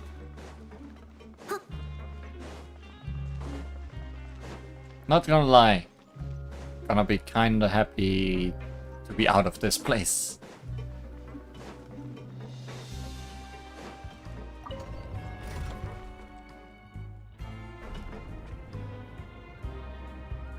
Leave it all to me.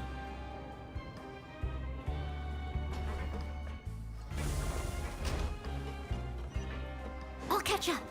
Someone needs assistance. Almost fell down. That would have been tragic.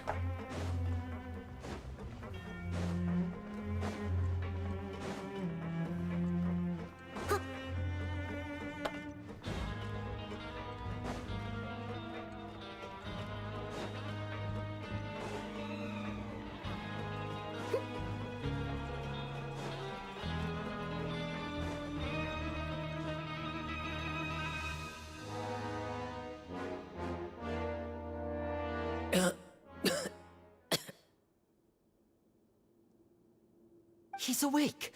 Fremine, how do you feel? Lenny. Lynette.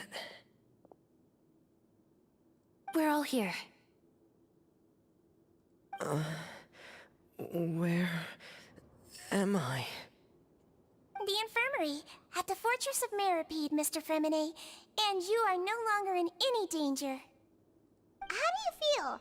Don't push yourself if you're not feeling up to it.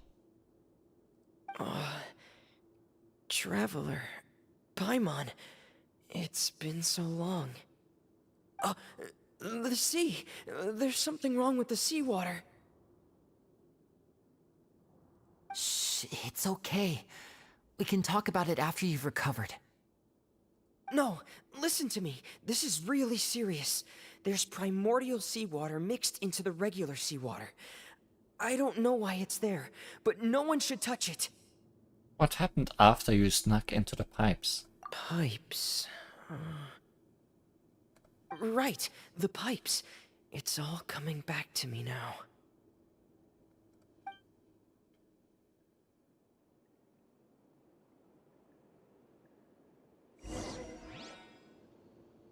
Oh, are we gonna get to play his side? As a flashback.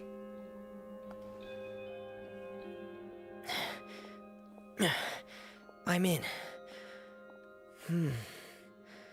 Seems like this pipe hasn't been used in a long time. It looks abandoned.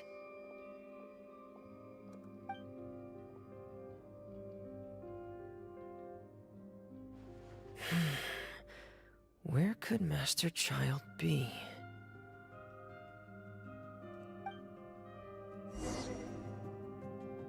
We do! Hermione is a greatsword user.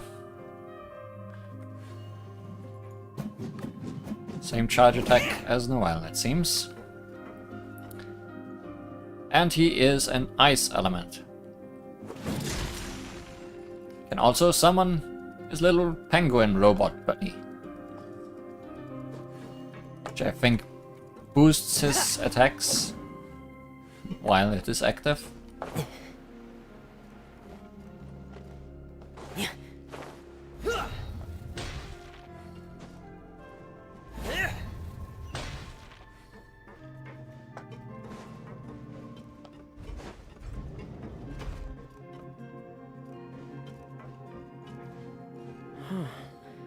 This mechanism looks like it's been tampered with. Could he have done it? And it also infuses his normal attacks with ice while it is active, as you can see by the glow on it.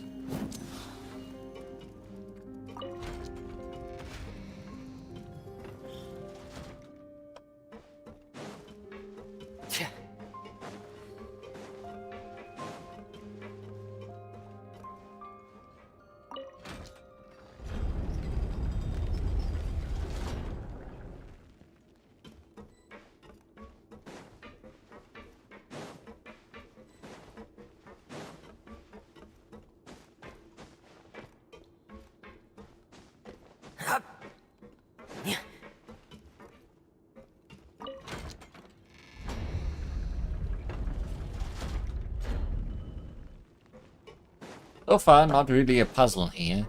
Just go to the next one and do the obvious thing. It's getting stuck on something.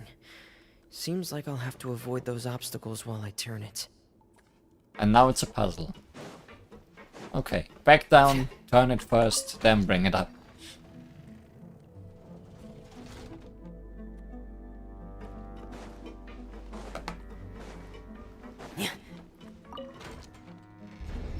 Very difficult puzzle.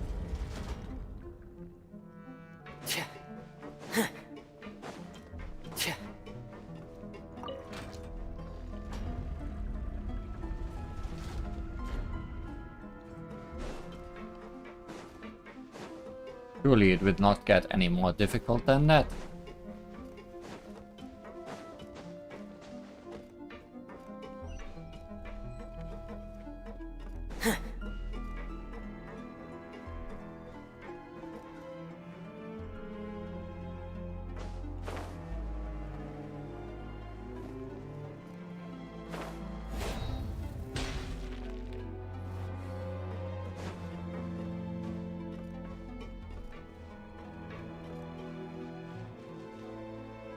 This is where the water starts. Okay. Master Child probably dived into the water. I'll go take a look as well. Bone is a master diver. He has more swimming and diving stamina than other characters.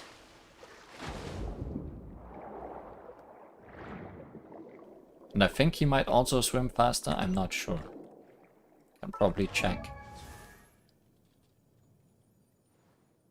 He also has a diving bell.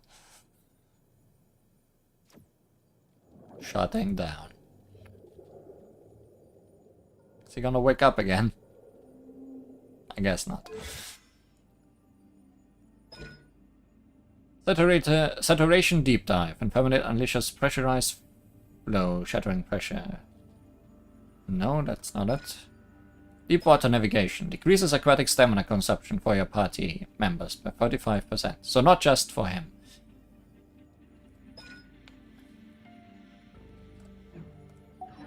But not more speed.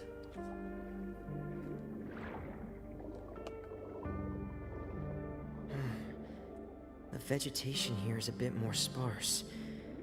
These traces aren't natural. A person must have left them, and recently. I should be going in the right direction. You would actually be using your diving bell. You might not have been affected by... There are traces here too. I need to keep going. The primordial seawater. Huh? The traces are gone. But I don't see where he could have gone from here. Wait. What the...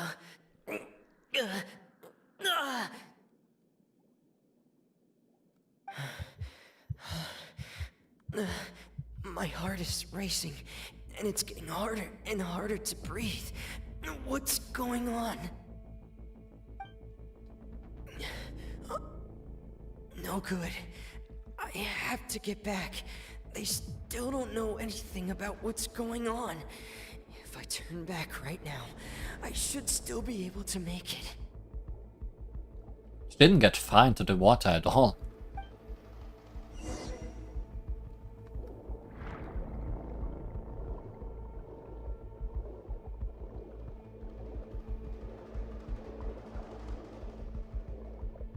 Also, yeah, my health is draining rapidly.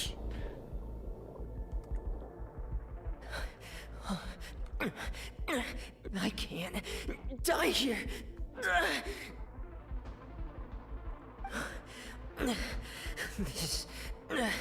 This is bad. I'm feeling worse and worse, and I'm still underwater. I have to push on.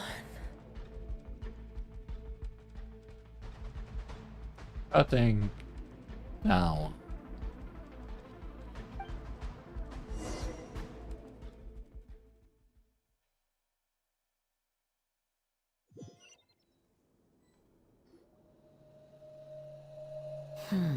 So, in other words, the trail you were following vanished, and you had no idea where Master Child could have gone, but there was also no obvious place for him to have disappeared to. That's right. I tried my best to swim back, but I had already put some distance between myself and the fortress, and I just couldn't find the strength to keep going. I probably passed out some time after that, and you know the rest. Miss Clarande brought you back, but we also don't know why she just suddenly appeared at the fortress, or why she went out to save you. Miss Clarande, you say? I must go thank her in person. You're still too weak for Monet. You can go after you've had some more rest. Miss Lynette is right.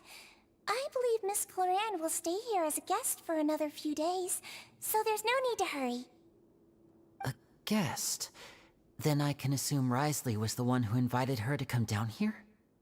You should ask His Grace about that. He'll be able to explain better than me. Got it. I'll go talk to him. Yeah, it's about time he actually told us what's going on. Wanna come with us, Liddy? No, please go on without me. I don't want to leave just yet. Lenny. The logical part of my brain is aware that we're safe right now, but I still can't bring myself to leave. Both of you are just in danger. Understood. Then let's just sit together for a while. In that case, I'll leave the infirmary to you. The Traveler and I are going to head out for now. As long as you stay in here, I don't think you'll be disturbed. Thank you.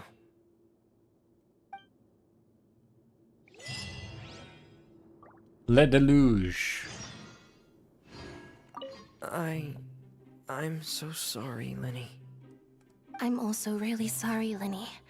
I should have been more careful. Don't say that. It was all my fault. I was the one who should have been more careful. You two were nearly... If I was stronger, maybe I would have already found Master Child. No, how can you say that? Huh? I'm sorry. What I'm hearing is, we all dropped the ball at some point during the mission, so the responsibility falls on all of us. Isn't that right? Yeah, that's right. It's on all of us. Lenny, we understand that you're worried about us, but we're worried about you as well. Please don't blame yourself. We want you to keep your spirits up. Yeah. Keep your spirits up. Also, switched me to Cleve for some reason.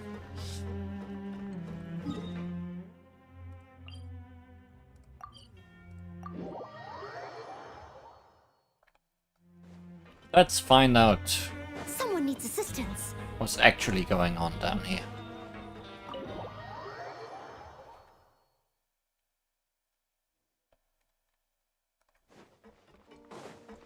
I'll catch up.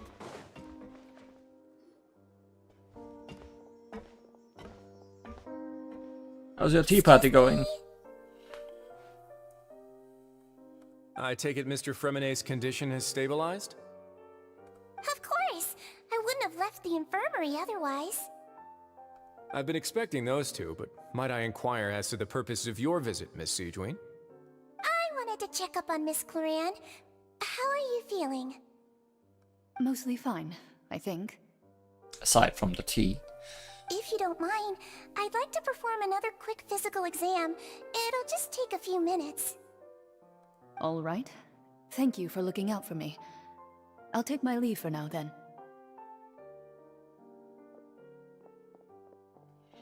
Risley, explain. Well, want to explain yourself, Risley?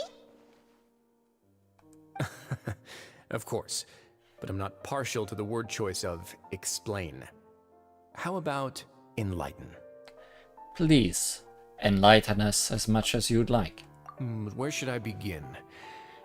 How about you start by asking me any questions you have? You can start with whichever one you'd like to get answered the most. Okay. Can I also have some tea? Then Paimon will begin. Did you know about Lenny's goals from the very beginning? No. I just knew they were Fatui operatives sent to the fortress by the Knave.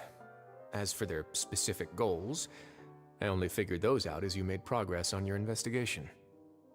You managed to monitor and stay ahead of them even though you didn't know what they were trying to do? They came here with ulterior motives. I'm quite adept at discerning what that kind of behavior signals. Why didn't you stop them? Initially, I thought their goal was just to investigate Child's disappearance. Linny suggested that I had deliberately let him escape, but in truth, I didn't really do anything special to help or hinder him while he was here. Everything he did, from finding helpers to leaving this place, he did on his own. Of course, it's inevitable that the Knave would make a big deal out of her fellow Harbinger's unexplained disappearance. I'm also quite curious about where that Harbinger went, so I figured I might as well let the Fatui do their own investigative work. All I care about is the answer. So you were hoping Lenny's group would just do your work for you! You make it sound like that's a bad thing. Unfortunately, things didn't go as planned. I assume that Fremonet has told you already, the ratio of primordial seawater around the fortress of Meripede is on the rise. So it's just around the fortress? The Forbidden Zone has always been Linny's target, and you got roped into that investigation after running into him. I began to intervene out of concern for your safety, and also to prevent the fortress from becoming entangled in more irksome matters. Are the rumors true? That you're also a former criminal? Now, why would you put it like that? Isn't staying here all day and serving as the manager of the fortress a kind of sentence unto itself? Another form of prison? I just happen to have some support from the rest of the inmates. That's all. Oh, right! Paimon wanted to ask, who invited Cloran down here? Me, of course. I paid her good mora to come down to the fortress for some field work. With any ulterior motives? As a champion duelist, Miss Cloran could be considered to be an independent party. I needed to find an exceptionally capable person to help me get through the impending crisis. And saving Fremine was part of that crisis? You can think of it like that, yes. Credit where credit is due, that boy is quite adept at diving. Had conditions not been as hostile as they were, he probably would have found the missing Harbinger already. So the Forbidden Zone really exists. What's inside of it? That's not something you should be asking after. Neuvillette only asked you to investigate Child's whereabouts. All I need to prove to you is that the Forbidden Zone had nothing to do with the Harbinger's disappearance. That should be clear now that you've spoken to Fremine. But we've already uncovered that there's something wrong with the infirmary, and we've answered a bunch of questions that you threw at us. Isn't it about time that you answer our last question in return? You make a compelling case. Do you really want to know the answer that badly? Yes. Yeah, Paimon really wants to know. Even if the truth may not be pleasant? Sure. Possibly even more because of that. Follow me. Wait, you're gonna show us, not just tell us.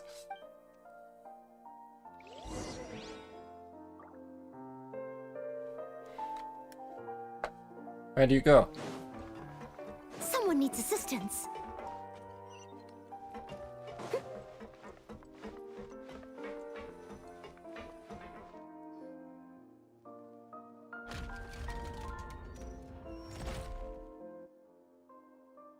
So it's not the hatch in the infirmary.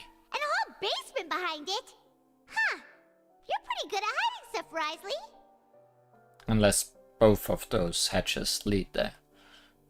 It seems you've forgotten just what kind of place the Fortress of Meripede is.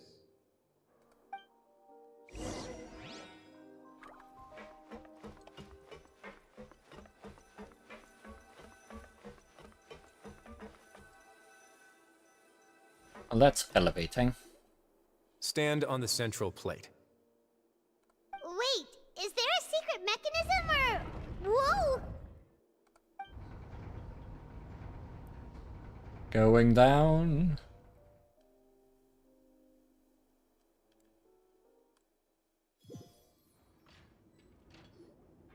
So, this is the Forbidden Zone? Honestly, for a place so well hidden, Paimon sure doesn't see anything special. And that is... What a huge door! That looks decently special to me. There are 3 such isolation gates in total. Generally speaking, I'm the only one who's allowed to go inside. Hence the name Forbidden Zone. Am I correct to assume you're going to run on back and tell your little Fatui friends everything? Likely. Well, Paimon wasn't thinking of keeping anything from them.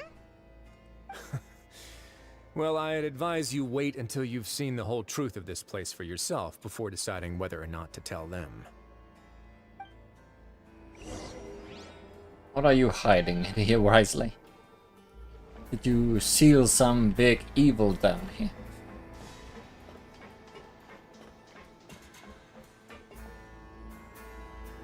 Huh. So there's a switch on the side. Stand back.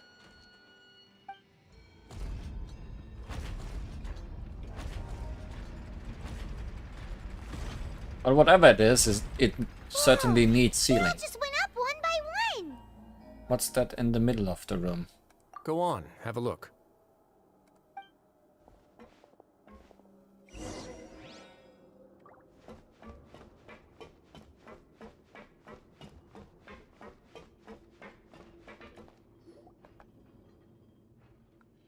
This This room is really empty with nothing in here. Just quite strange on its own. There's also a device smack dab in the middle of the room, which looks like some kind of massive sluice gate. I've been interested in what lies beyond that gate ever since I assumed leadership of the Fortress of Meripede. Of course, it would be unwise to recklessly open it, but it'd also be risky and negligent to simply ignore any potential danger that could be behind it. The readings on that dashboard have not budged since the day when I first laid eyes on this place. But over the past year, the needle has crept upwards from its original position, likely because some parameter it's been tracking has changed, if only infinitesimally. That doesn't look like it's in a bad place at all. Normally I would have ignored it, but I happened to have some free time when I noticed it, so I investigated. Any guesses what the reading could be tracking? The water pressure? Very reasonable guesses. I've considered both of those as well. Unfortunately, our dashboard is tracking something less ordinary. The amount of primordial seawater in the regular water? The temperature should vary with weather and climate changes, so for something that rarely shifts, the water pressure is more likely. We ran a few tests to increase the pressure from the outside, but the readings didn't change at all. Later on, a few more possibilities occurred to me, such as a potential connection with the primordial sea. I began to make a few preparations based on that hypothesis. Over the past few days, the needle has moved again. With that, and the symptoms that Fremine displayed after leaving the fortress, I can now confidently conclude that the readings represent the concentration of primordial seawater in the seawater nearby. Good. That's a bad sign. The concentration of primordial seawater? But we're already under the sea! And that is precisely the problem. We're at the bottom of the sea, and now we're surrounded by toxic seawater. Somehow, primordial seawater got mixed in, and the concentration is steadily rising. Primordial seawater is continually leaking into the sea. Yes, that's very likely. But forget about the two of us. Not even Neuvillette knows where the primordial sea could be, much less where we could find and plug a leak. Oh. Oh! Is the fortress the plug? Seems like you've figured it out. I believe the primordial sea lies directly beneath this sluice gate. For some reason, the primordial seawater levels have risen significantly, and it's now very close to us. Great. The indicators are now red. Although the gate still stands, some primordial seawater has already leaked out and mixed into the sea around us. If this continues, soon it will no longer be able to hold back the primordial sea at all. And if the primordial sea is leaking through? If this gate falls, all of Fontaine will fall with it. Yeah, you know what the legends say. If this place falls, then everyone in Fontaine will be turned into puddles in the span of a night. Well, that makes sense. But that's just too weird! Why would the Fortress of Meripede be built right above a sluice gate for the primordial sea? Who built this place anyway? Your expression tells me you think this might be part of a vast, complicated conspiracy. To be honest, you might find the actual answer may be exceedingly boring. It's just that the secret of the Forbidden Zone had been long forgotten by the nation before I rediscovered it with my research. There's no single founder of the Fortress of Meripede in any traditional sense. What we know about its history has been left to us by the people who used to live here. When the previous Hydro Archon Egeria ruled the land, all convicted criminals from Fontaine were exiled. The people drove the criminals away like a wolf pack chasing away the banished. The criminals received no sympathy of any kind from the people. They were exiled to the desolate seaside, where they experienced only pain, struggle, and the bone-chilling cold. Some of them began to repent, and prayed to the Hydro Archon, asking if there was still anything they could do. The Hydro Archon took pity on them, and said, "You may go guard my secret, deep underneath the waves." And so, leaning on the power of the Hydro Archon, they gathered underneath the sea and began to build a fortress. They became a community down there in the deeps, and over the years helped it to grow. As the number of exiles increased, more and more people joined the community. When the first group of exiles died, they left the yet unfinished fortress to their successors. The Hydro Archon continued to lend her support, allowing the fortress and what it stood for to continue growing ever larger. Before long, this dark underwater fortress became the Sinner's only home. And with that, the people here stopped referring to the fortress as a prison. They saw themselves as repenting sinners who would regain their freedom once they had sufficiently redeemed themselves. But as time went on, people also realized that the fortress was a lonely place. Once they had gotten used to life here, they could no longer feel comfortable living in the overworld. Once they had finished serving their sentences, some people left and some others chose to stay. They'd find some idle position and let their withered souls fade away with the ancient secrets of the past. After many, many centuries, few people still remember the reason for the fortress's founding. Now they just see it as an integral pillar of Fontainian society, as the place where criminals deserve to be sent. Now and again, researchers manage to break one law or another and live out their days in the fortress. I learned all this from an elderly historian. Everyone else just thought he'd made it all up.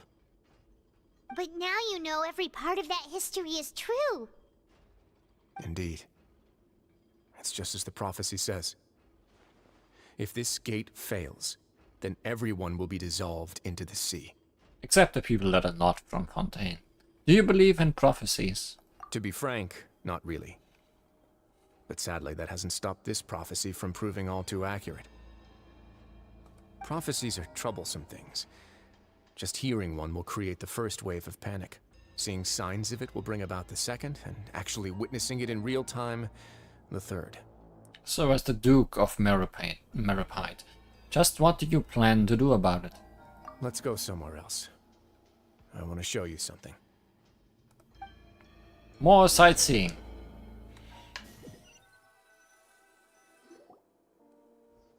This is it. Oh hey, it's you two. Your Grace, perfect timing. The results from our last round of experiments have...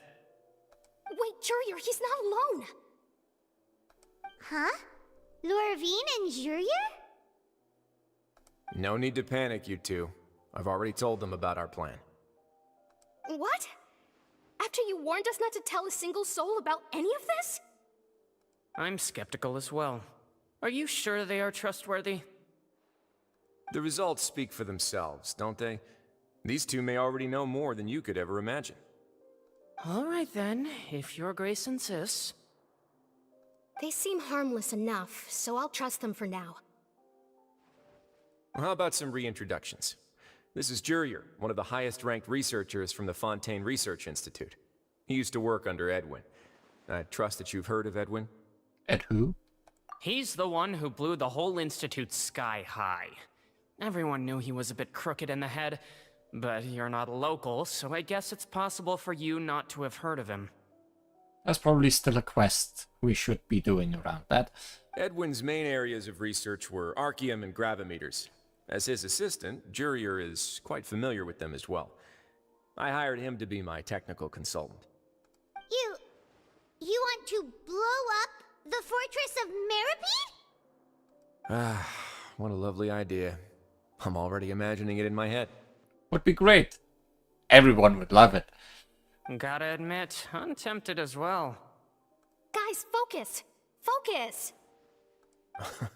That taskmaster over there is Miss Lorvine, and is also one of my technical consultants. While Jurier used to be Edwin's assistant, she used to be Jurier's assistant. Ooh, are they together? Was that really necessary? See, everyone keeps asking this question. Are you too sure you're not a couple and just using your work as a convenient cover? Your Grace, I am not in a relationship with this man. Well, you are in a work relationship. If I dated her, I'd officially be madder than Edwin. Jeez, forget I said anything then. Follow me. Oh, those two are definitely together. Whoa, there's another door that goes right up. Your constant amazement makes it seem like the fortress can do anything.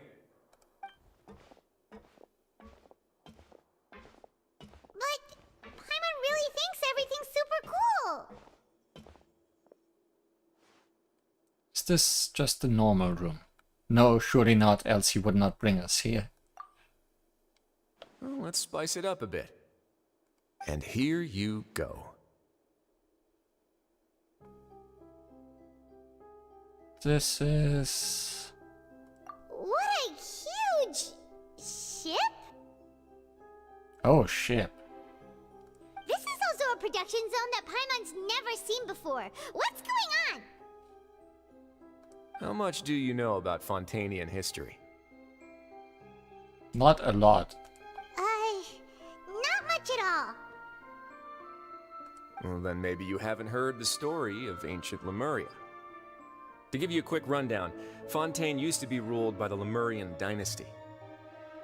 According to legend, the Lemurian king Remus came to this land after being inspired by divine revelation and found the seer Sibila, who had taken on the form of a golden bee. Taking the golden bee with him and riding on a huge ship, the Fortuna, he created his nation above the surging waves. He called his nation Lemuria, and used the Fortuna to incessantly search for new tribes and islands, calling on them to join his empire. There's a ship in this story too? Where there's water, there'll be ships. People believe that hope can always be found at the end of a voyage. Do you believe that too? To a point, I think. As you've already seen, I have a whole factory's worth of labor, materials, and technology at my disposal. Certainly can't hurt to give it a try. So the moment I began to speculate that the primordial sea might lie underneath the gate, I also began this project. Is that your Ark of Noah? To save everyone from the incoming flood. Were you inspired by the legendary Fortuna? Maybe. Fontainians need something to hold on to cope with the impending disaster. This is a plan for the ages. Can't you share it with everyone? Were the workers to find out the truth behind this ship, riots would destroy the fortress faster than any catastrophe. As the fortress's administrator, I'd never make such a reckless call. Alright, that's enough talking for now. I'll need another 3 cups of tea to soothe my throat. Do you have any other questions? Seems like you're good. Come on, I'll take you back. You're not gonna let me explore this place, are you? Nope.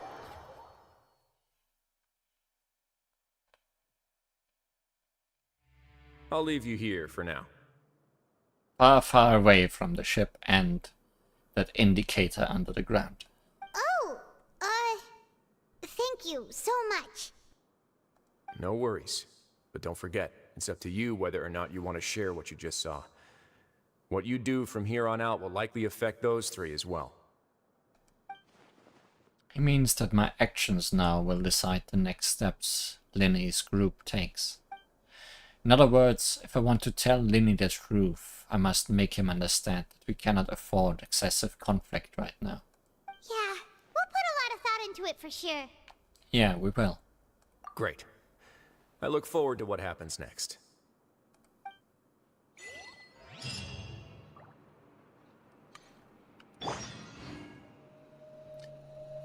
Return to the infirmary. Someone needs assistance.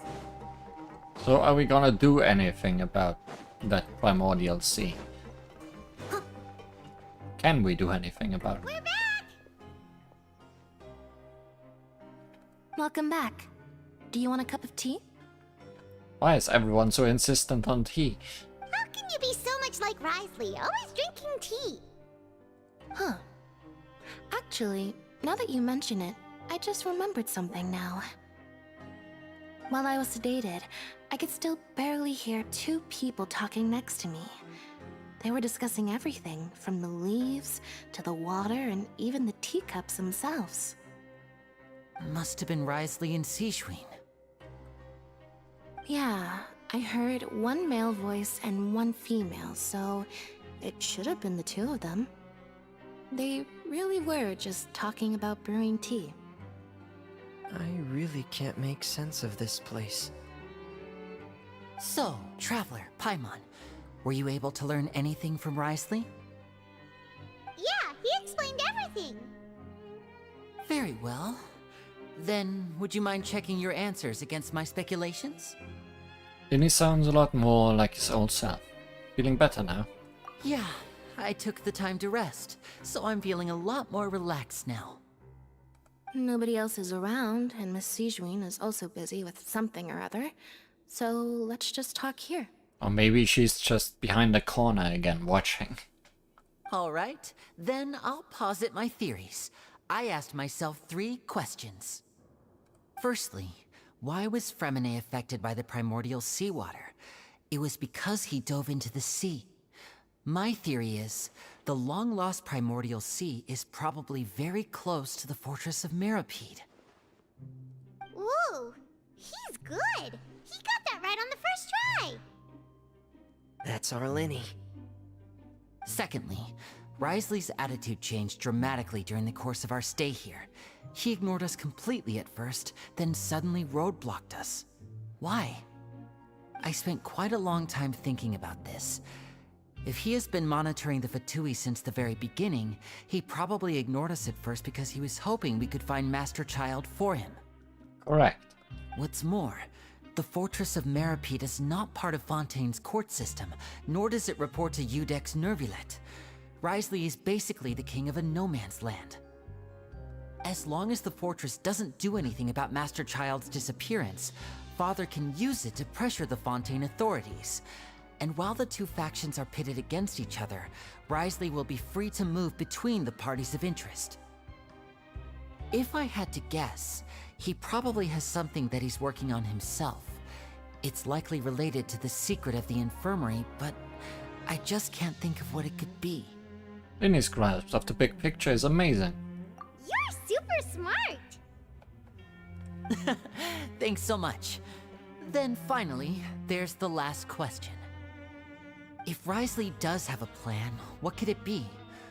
All I know for now is that his plan probably has something to do with the changing nature of the seawater.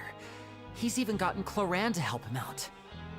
That can't be the full extent of what he's doing. There's probably a secret passageway behind the block in the infirmary, and there's something big in the fortress that most people here never get to see. He has a bargaining chip, and it could be important enough for Father to deal with him directly. I don't have enough information, so I have no idea what his chip might be.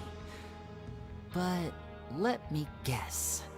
You have the last piece of the puzzle.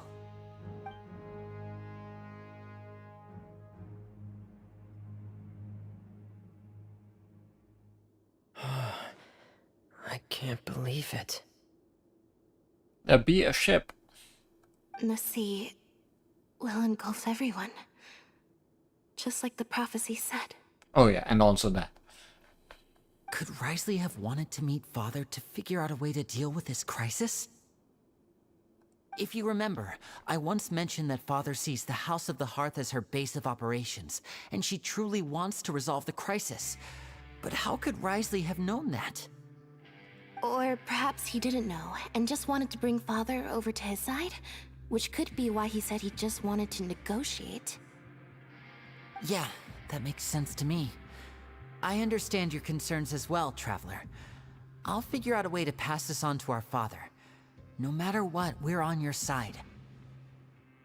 The 2 of you have already aided us far too much. We probably wouldn't be standing here right now if not for you. If you ever need anything else going forward, please come to the House of the Hearth at any time. Though you may not share the sentiment, after all that we've gone through together, the 3 of us basically see you as family now. You have my gratitude. Thank you for protecting Linny when it really mattered. And thank you for sharing the secrets of the fortress with us. We didn't think you were going to do it. Why are you being so formal all of a sudden? Don't mention it. We can work together again if necessary. Given your strength, you might not need our help at all. But if you are ever in danger, we will try our best to protect you. Aww, the sound of that makes Paimon feel all warm and safe inside. And also hungry. Paimon's hungry. Traveler knew that already. Oh, you've done so much already. Go get some food. Alright, then we'll catch you guys another time.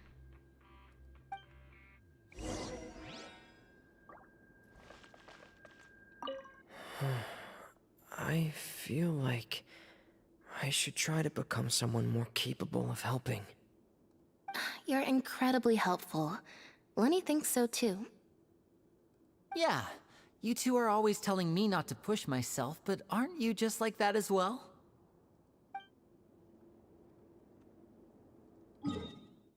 Let's have some purple food.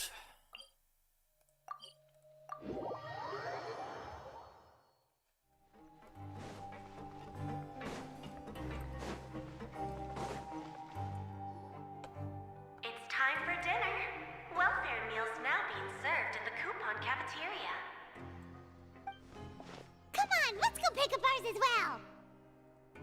Traveler and Paimon, over here.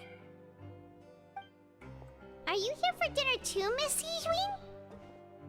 And I'm taking the opportunity to prepare Miss Cloran's dinner as well. Oh no. Huh.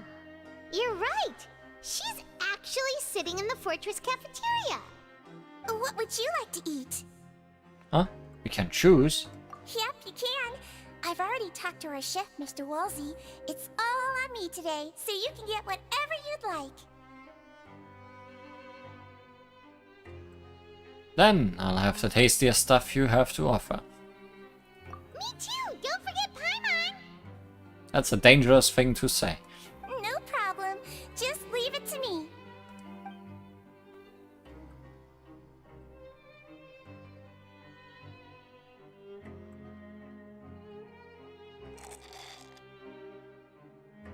Oh no. So delicious. Questionable food. But okay. Free dinners are the absolute best. Is this how it feels to be freeloaders? Wait a second, we did do plenty of work after all. Feeling full yet? How's the food? Delicious. Exquisite. Thank you. Besides the milk. I mean, everything was super delicious. I'm so glad to see you all so happy. Oh, see, the expression on your face just now? The muscle here just moved, which suggests that you're feeling quite relaxed at the moment. Sijween, do you do this to help your patients or to better understand human beings? A bit of both, I suppose. I'm a Melazine, which means I'm very different from human beings. I must know what you're thinking if I want to take good care of you. You're really good at taking care of people. Even though you're so short, you still talk and act like an older sister. Really? You're reminded of an older sister? That's great to hear. Well, Paimon, compared to you, she is not short. Oh, and what did you mean back in Risley's office? When you said that you were protecting Linny and his siblings as well? Oh, that. I just asked His Grace to look out for those children, especially that diver boy. I was getting a bit worried after hearing that something was wrong with the water. Thankfully, Clorand is very strong and managed to save him in the nick of time. His Grace also sealed the pipes after Clorand left, to make sure that Linny wouldn't impulsively chase after his brother. Although the path was blocked, we still stationed some guards there to stop anyone from approaching. They were instructed to only open the door once Miss Clorand had returned. Oh, and I was keeping an eye on Mr. Linny as well. We had to press him, but we couldn't allow him to be in any real danger. You were all super considerate and really thought everything through. It's just what we do down here at the fortress. At least this has been His Grace's style for as long as he's been the leader. Oh, I really wish Monsieur Nervula would come down here more often too.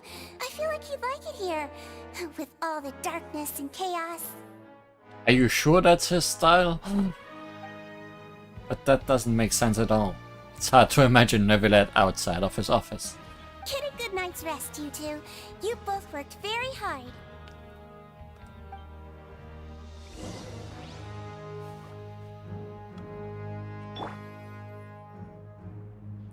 Yeah, he doesn't really fit in this picture.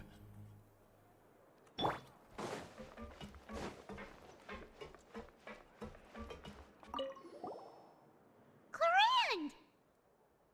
Ah, it's you two. How's dinner? It's all right. Miss Sijwin really put in a lot of effort. So we heard that Risley invited you to come down to help, and you saved Fremonade too! You sure work super fast! Oh, it was child's play. Still, Paimon didn't know even champion duelists could take on side jobs. Oh, and why aren't you eating with Sijwin and the Duke? Won't you get bored eating by yourself? I feel like she probably doesn't want to be near him. Miss Sijwin was with you, and the Duke has business of his own. Actually, didn't Navia say that you went out for dinner with her as well? Yeah. First time in a long time. First time in a long time? So you mean you've gone out to dinner with her in the past? In the past, yes. You seem to be enjoying yourselves here. This is technically a work trip for us too. Things will be getting messy at the fortress soon. Don't run around unnecessarily. And she's gone. Cook is gone as well.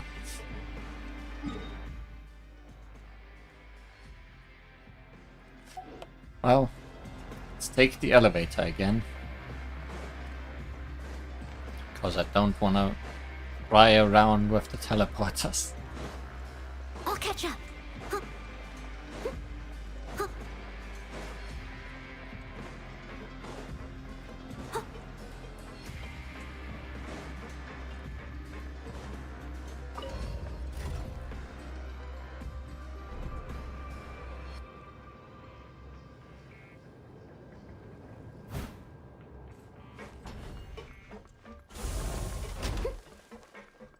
I mean, this teleporter would be closer. But will I remember that? Someone needs assistance.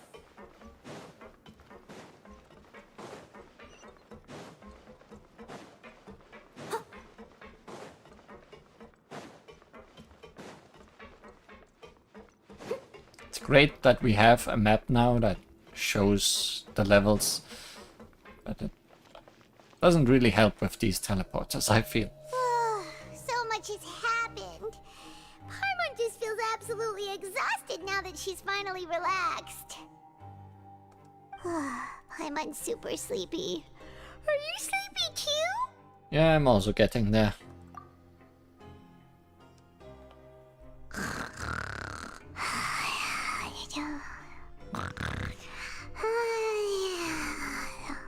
Well, that was fast. Wow, she really immediately fell asleep. Delicious. Paimon wants seconds for free. Good night.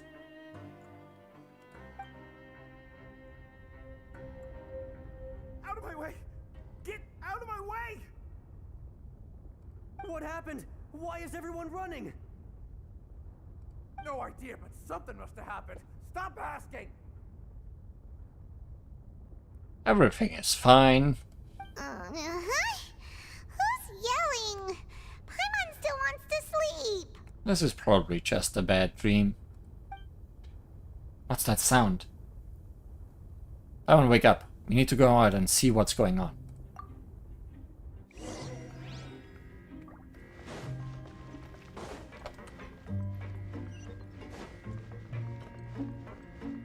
Maybe the indicator doesn't indicate anymore.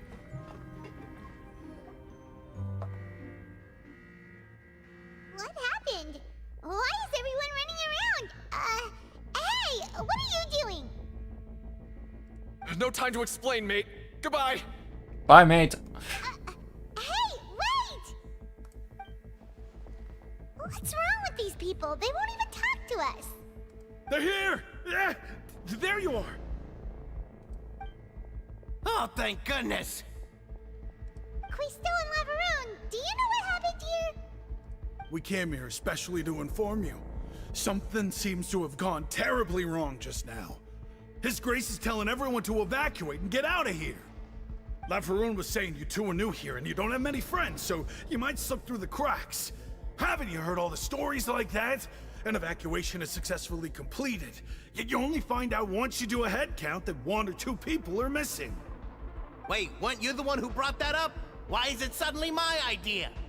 Hey, shut up! I don't think it's time to argue.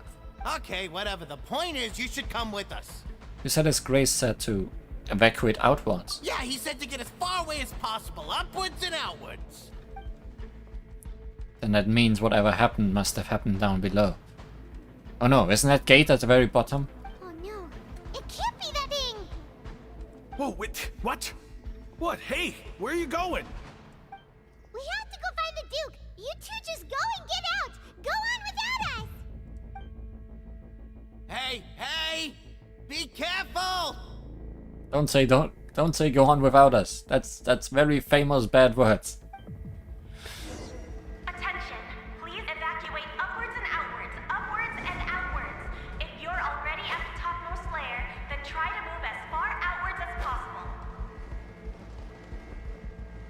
Sorry, doing the exact opposite. Attention, please evacuate upwards and outwards, upwards and outwards. If you're already at the topmost layer, then try to move as far outwards as possible. Downwards and inwards.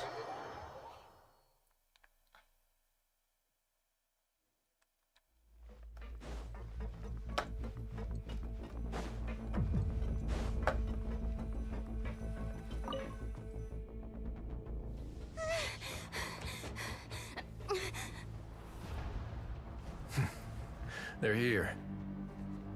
Just like I said. What happened?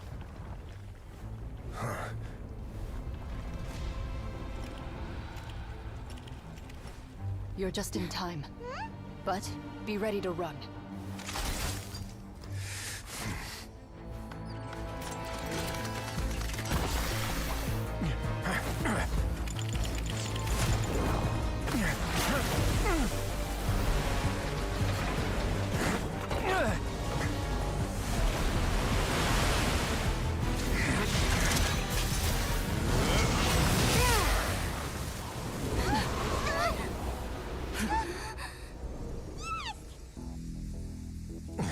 How long will that hold though?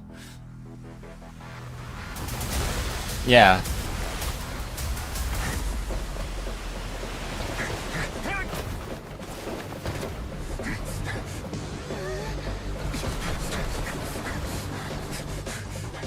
Three, two, one.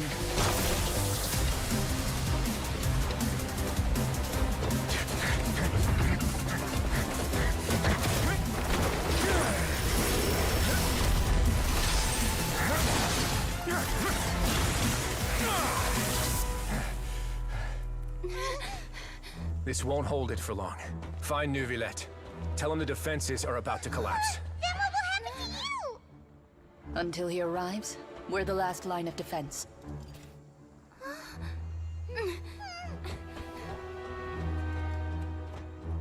The gate. How long do you think it'll hold? That depends on us. Just gotta keep freezing it.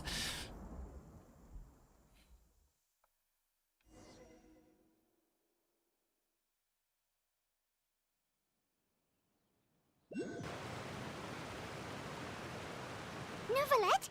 Why are you here? I heard the commotion. Traveler, I need you to head to the Opera House immediately. Farina will soon be meeting with the knave there. You must protect Farina, and make sure she doesn't spend too much time alone with her. Okay, you can explain everything else to me later. Will do. You have my sincerest gratitude.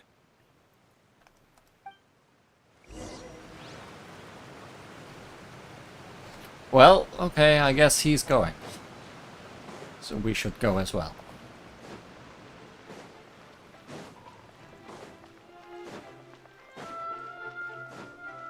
Someone needs assistance. assistance. Yes, Farina. Farina needs assistance.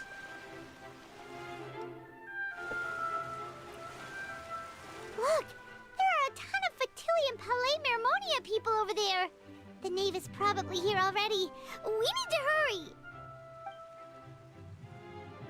Are you two the Traveler in Paimon? Monsieur Nervalet has left instructions. Please follow me. Though I'm sure he's already explained, this should be a mostly cordial conversation, unlikely to give rise to violence. But it would be most appreciated if you could protect Lady Farina to the best of your abilities. I will do my best. As little as I do like her. And as much as I would like her to get punched a little bit.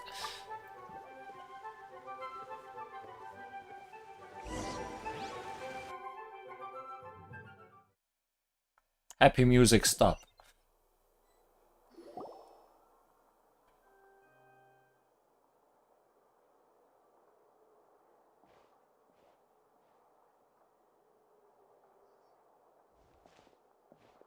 Oh, so you two are the honored guests Miss Farina mentioned. Of course, of course! How could they not attend a meeting such as this? I must always have 2 or more guests at my dessert table. Otherwise, the occasion would be too lonely and unbecoming of my station. Farina, you don't sound fine. It is my pleasure to make your acquaintance, traveler. I have heard much of your accomplishments. I am the Knave, one of the 11 Fatui Harbingers. So this is the Knave, the head of the House of the Harp. The Linny siblings' father. She certainly does not seem as easy to deal with. Greetings. Pleasure to meet you too. I've already prepared seats for you. Come, sit beside me. Will we be arrested if we eat your cake? Perhaps you two are unaware of how Miss Farina and I do things. You see, we actually recently agreed to get together for tea when we had the time. Oh boy, it always comes down to tea. See this? This is a limited type of confectionery that Miss Farina simply adores. There are only 16 slices sold every day. Here, why don't you and Paimon have a taste? She seems friendly enough, but that can't be all there is to her. The Knave is a force to be reckoned with. I should be very cautious around her. Will we get knocked out if we eat the cake, rather than get arrested? Traveler, what do you think of this cake? It's pretty good. It's quite tasty, and I think Paimon agrees too. That's good to hear. So what Child said was on the mark after all. You do share a taste in desserts with Farina and I. Wait, Child should have no reason to have said something like that. I wonder how he's doing nowadays. You must have heard, right? He's suddenly gone missing. I'm really worried about his safety, you know. Here's to hoping that he's an excellent swimmer. I have faith in his abilities. Since we're talking about him, I feel like I should add something. His martial prowess really looked certainly pretty impressive, yeah. Farina looks quite nervous. There must be some kind of bad blood between her and the Knave. Oh, so you're also familiar with his aptitude for fighting, Miss Farina. Oh, right. I almost forgot. Child was subdued by Udex Nuvilette right in front of you. Against ordinary people, my colleague would never be on the back foot. But alas, he just never imagined he'd run into such a person. I must express my admiration for Monsieur Nuvilette. Managed to find a few leads on his whereabouts. Coming from you, that's not surprising at all.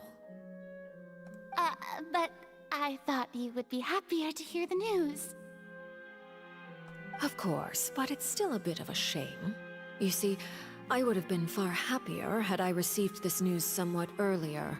As you well know, a long time has passed since Child disappeared. How long were we in prison? Well, in any We know for sure that child is still alive. Oh. And just how do you know that? Because we found evidence that proved he left the Fortress of Mirapede. And where did he go after leaving the fortress? Well... Paimon's statement just left us wide open.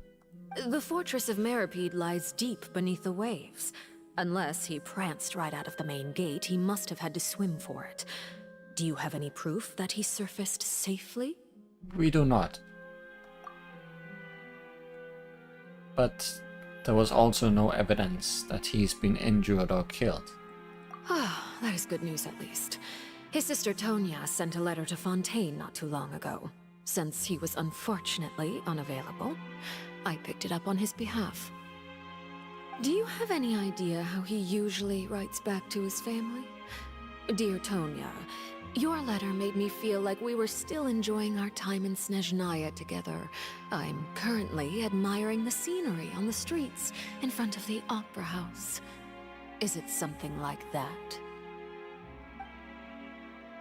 She's turning up the pressure. I'm not sure if I'll be able to convince her, but I can at least try to distract her from Farina. That sounds good to me, yes? All letters tend to follow the same few formats anyway, right? As long as the contents are accurate, it doesn't matter so much how it's written or how it's worded. Huh?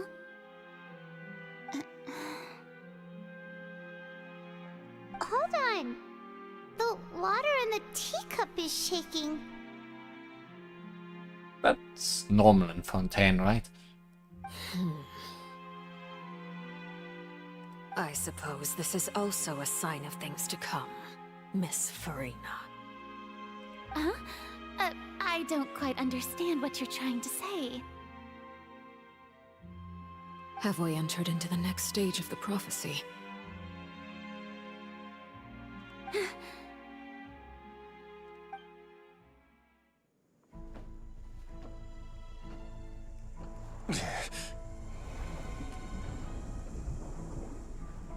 My thanks to you both. I will take it from here.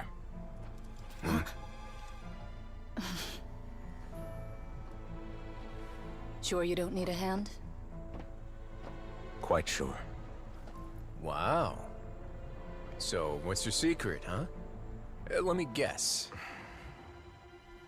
Nah, who knows? Maybe it's just your sense of responsibility. Sounds about right. You guys are getting along well, I see.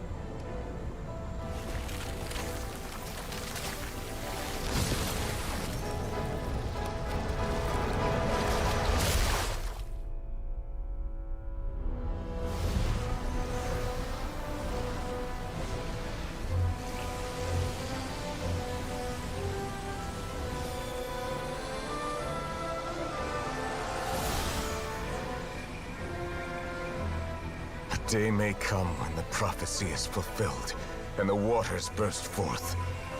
But it is not this day! This ancient power could easily obliterate an entire race. A tsunami of fury would unleash endless catastrophe.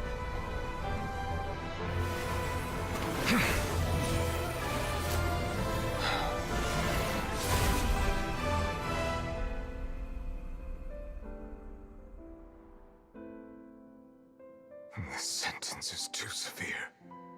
Forgive me for overruling it.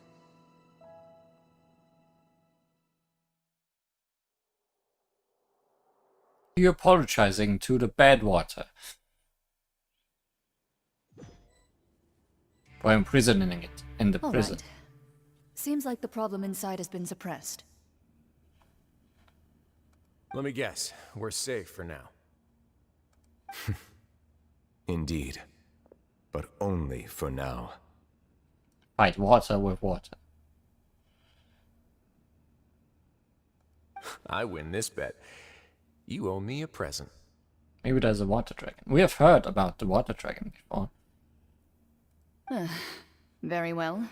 It was indeed just as you said. You made a bet? We made a bet on the size of your entourage. Cloran thought you wouldn't come down by yourself. I figured you would have at least brought a few people along for appearance's sake. It appears I underestimated just how confidential the mission was. Shouldn't you have gotten used to confidential missions by now? That's just how the courts operate. So what gift must the loser give? Tea? It's always tea. He already has tons of tea in his office. I'm thinking about a set of legal codices. That wouldn't happen to be a dig at my lack of legal awareness, would it? Well, I'm sure His Grace doesn't consider the fortress to be outside the law. I was under the impression the residents of a place like this would be uninterested in the legal codices. That was obviously a joke. Anyway, you've still got some unfinished business to attend to in the overworld, correct? No need to stay here if you have a pressing matter. We all know you can't leave Palais Mermonia for long. Thank you. I hope everything went smoothly with the Fatui Harbinger. Which one of the two?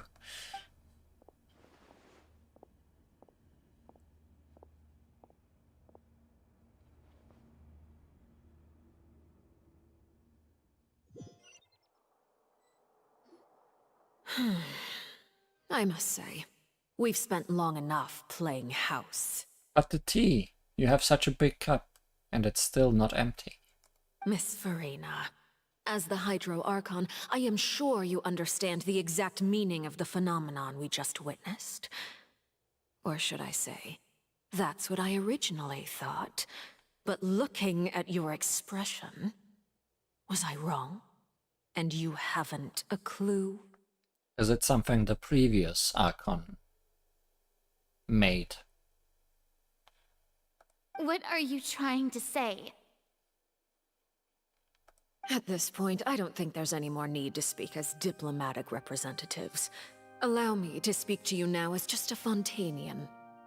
You know the prophecy by heart, and also that every part of it is being proven true. Yet, here you are, relaxing, drinking tea, and eating desserts as if it's all nothing more than a few stray bugs in your garden. Do you really think that's acceptable? The prophecy's hanging above our necks like a guillotine. Every faction is looking for a way to either avert the disaster or save their own. Even the orphans of the House of the Hearth have devoted everything to saving their homeland. But you? It beggars belief just how nonchalant and carefree you have been. From the very beginning, you, the god Focalor, you have utterly failed to take action. You're wrong. I've never ignored the prophecy, nor have I just been passing the time in self-indulgence. Retract your accusation and stop doubting the wisdom of the gods with such absurd conjectures. I am not alone in my doubts, you know. All the children of Fontaine may be harboring the exact same thoughts right now. They sure are not taking their Archon very seriously around here. Oh, great Hydro Archon. How are you going to save them? Save us? How are the people you've sworn to protect supposed to survive in a land that will soon disappear beneath the waves? I have my ways, and I've been working on them for all this time. Even if you look down upon me, you have no right to judge me. Fontaine will be saved. Even if I still cannot see the true future right now, as long as I continue on as I am, I will be able to hold my head up high. Your voice is breaking, Farina. Farina's not acting like her usual self. She's actually seriously refuting the knave's accusations. She means what she says. She's not putting on a front. Then I ask you, Miss Farina, just what have you been working on? Where can we see it, and what is it doing to help?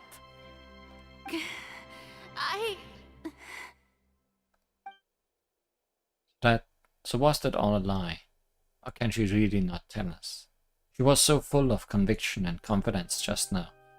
But now she's deflated like the pop balloon. My machinations are just like the prophecy itself.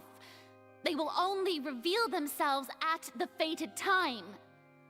It is just that beings like yourselves are unable to perceive them as of yet. I see. As a god, the proof of your labor always lies beyond prying mortal eyes. Focus on eyes. Allow me to be so bold as to ask another way. Would it be possible for you to tell us the parts of your plan that are not confidential? Such as your emergency response plan for the impending disaster? An emergency response plan? Oh, that look in your eyes. Have you not even prepared one of those? The emergency response plan is also strictly confidential. Oh, Farina. I'm almost starting to feel sorry for you. Then allow me to jog your memory. Miss Farina, what is the purpose of your Oratrice Mécanique d'Analyse Cardinal? And what do you plan to do with the massive amounts of indemnitium that has accumulated over the years? The Oratrice? It's just like it appears to be. So you also have no idea. If I'm not mistaken, someone's using it to prepare for something. But unfortunately, it would seem that someone is not you, Miss Farina. I first caught wind of this when Linny tried to investigate the Oratrice in the Opera House. You see, even just getting close to the core contaminated him with an extremely large amount of indemnitium. But even if that had nothing to do with you, then what could you possibly be working on, oh great Hydro Archon? Oh, right. I almost forgot. Udex Nouvillette is not at the tea party with us today.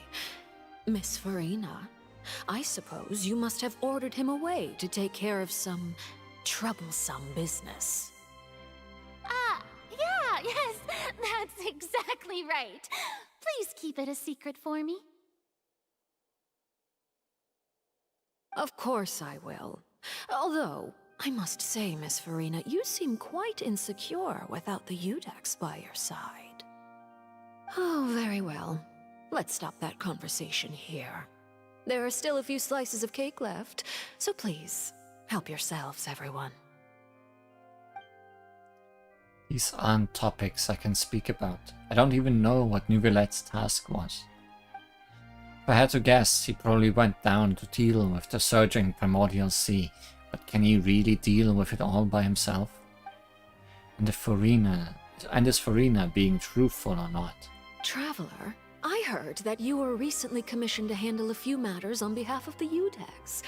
Why don't you take an extra slice of cake? Those who work hard deserve gratitude and praise. You're really insistent on that damn cake. You too, Paimon. Thank you. Paimon will take you up on that offer.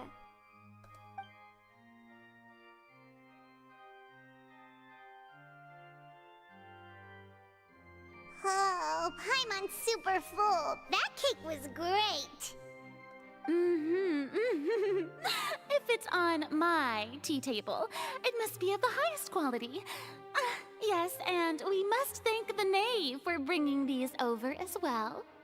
Oh, I have such a bad feeling. You're welcome. I'm sure the cake also felt greatly honored to be featured at Miss Farina's table. And I was merely catering to Miss Farina's tastes, seeking a chance to chat over tea. It is getting late. Why don't we call it a day? There are still a few matters that I need to take care of, so I must take my leave now. Very well. We'll end it here. Mind seeing me off, Traveler? We could use the opportunity to discuss Child before I must be on my way. Of course. Paimon's coming too!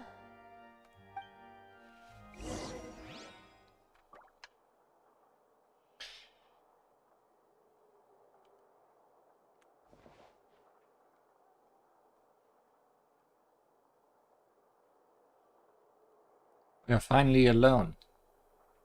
Got anything to say? The tea party turned out to be even more difficult than I'd imagined.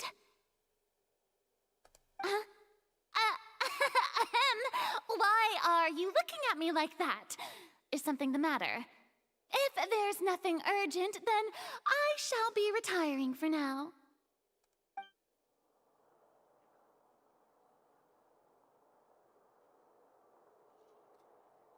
We'll deal with you. Eventually.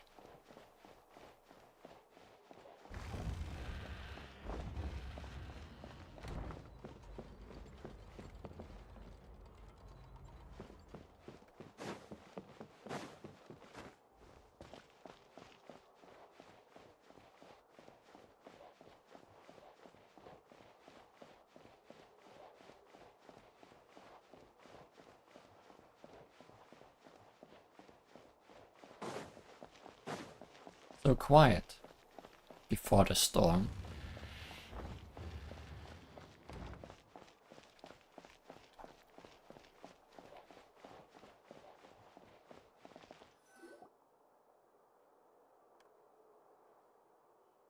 I'm glad that you were willing to come with me. Of course, Child was just an excuse. I have no interest in your dealings with him. That's what Paimon thought. Do you want to say? You lent your aid to the children of the House of the Hearth. As their father, I would like to express my gratitude. I didn't think that was what you wanted to talk about. Do I look like an irresponsible father to you? The House of the Hearth is very important to me. You should know that I care deeply about my children. Was there nothing else you wanted to say? That was all. Formal topics should be discussed in formal settings, and informal topics in informal settings. I know you just returned from the fortress of Meripede. Relax. I have no intention of trying to get anything out of you. Linny, Lynette, and Fremine are still there, and I trust their judgment and abilities. They've all been working very hard and have always done all they can to fight back against anyone who tried to stop them, especially Linny. You mean Wriothesley. He's a tricky one to deal with. It's unfortunate that Linny's so eager to prove himself that he can't learn to rely on others, including me. By the way, and you can just consider this a bit of idle gossip, but what's your impression of Furina? Oh boy.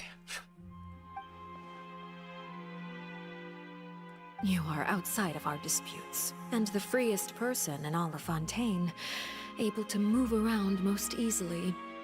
Allow me to share my perspective with you.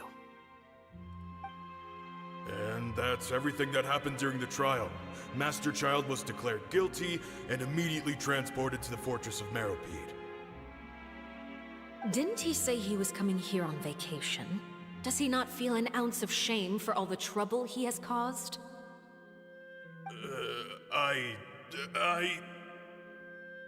Forget it. He did give us an opportunity. I will be meeting someone shortly. Do you require help with any preparations? No need. I will take care of it myself. I need to meet with Furina, the Hydro Archon. She is at the heart of Fontaine.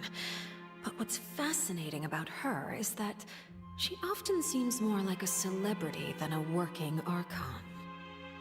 Oh? Come over here, you little critter, you! You never looked as much like Raven as you do right now, Father.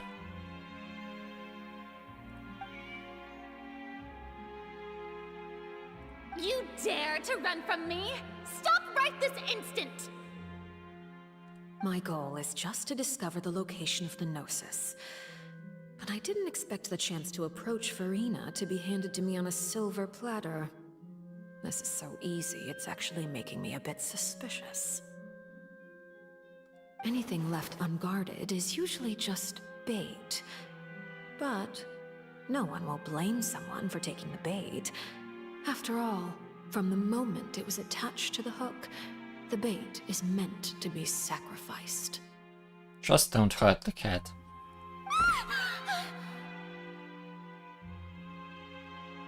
It's just as I guessed in the second before I struck. The hydronosis is not currently held by the Archon. In fact, this Archon doesn't seem like a god at all.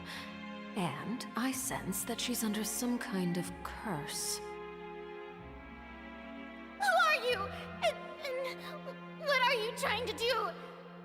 Please don't kill me. I'm begging you, please. Is she not the real Archon? The fear in her pupils is genuine, so perhaps she's not bait after all. Either way, targeting her has lost all meaning. I left the scene with ease. Nobody came looking for me, and nobody could serve as a witness to my near assassination of Focalor. I suspect even Farina dares not mention this incident to anyone. Not long after, my informants confirmed what I had guessed. After returning to her quarters, Farina quietly cried alone. She was so scared that she could not sleep that night, nor could she even bring herself to eat her cake. Maybe the Villette is the real thing. Or the machine. Yeah, I was thinking the machine. I was questioning last time already, I think, that the machine might be something the old Archon left behind, and therefore something like the new Archon. There's no doubt that there's something wrong with her. I began to entertain the possibility that she is not the true Hydro Archon. Perhaps Iudex Neuvillette is actually the genuine article. Or Neuvillette, as you and she say, yes. I have to find the Gnosis. If the Neuvillette hypothesis is correct, he is probably in possession of it. Alternatively, it might have been hidden in a place that's hard for ordinary people to access. Yes, Father. My dear children, please speak. News from the fortress of Meripede. Master Child has gone missing.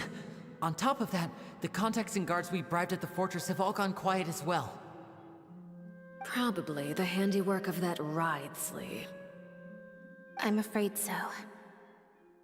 This is a good opportunity.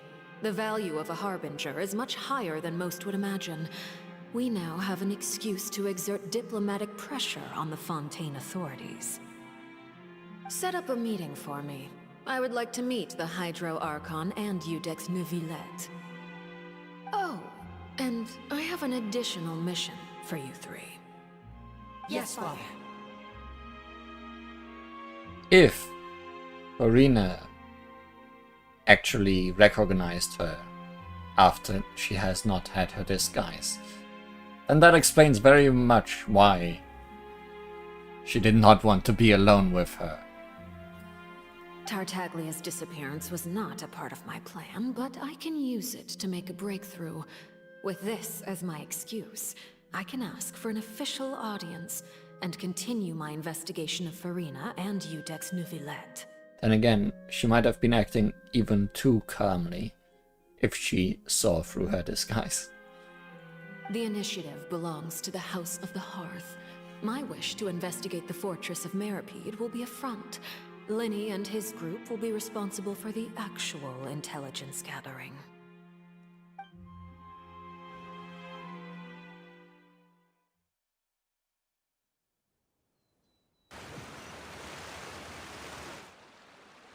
You should know the rest. Linny's group is quite close to you, so they wouldn't have hidden anything from you. You attacked the Hydro Archon? It wouldn't mean anything, even if you shouted it from the rooftops. After all, even Farina herself is still pretending that nothing of that sort ever happened. Alright then. I've now had 2 chances to enjoy tea with Farina. I have to say, the leadership of Fontaine is even more inscrutable than I had imagined. I once surmised that Iudex Neuvillette must be the Hydro Archon, but now, that doesn't seem right to me either. You come to that conclusion? I am a servant of Her Majesty the Tsaritsa. Over my years of service, I've learned how a real Archon conducts and carries themselves. Whether Iudex Neuvillette or Farina, neither fits the bill. It's hard to imagine either of them as the Archon. We have met quite a few Archons so far. I cannot see any comparison in how they conduct themselves. Have you seen Venti? Can I show you Venti? He's special. Of course, that is all just how I feel. Gut feelings often do not require justification. What if the cat was the Archon? What if the real Archon is hiding? Like the Geo one. All of this is possible. It is, however, quite amusing to me that after all my years working in intelligence gathering, I've come to realize I am at a complete loss regarding the identity of the god of the land of my birth. Don't you think Fontaine is quite intriguing? A catastrophe looms, yet many secrets have yet to rise to the surface. It looks like Fontainians will have no choice but to save themselves. Maybe there is no Archon. Ultimately, though, one must survive in order to do anything else. Should the need arise, I would be happy to cooperate with you. You don't need to commit to anything right now, of course. I have a feeling that the situation will continue to evolve, and as your name is often connected with noble deeds, I'm sure we will work together someday. You got that? He certainly returned quickly. You must want to catch up with each other, so I'll leave you to him.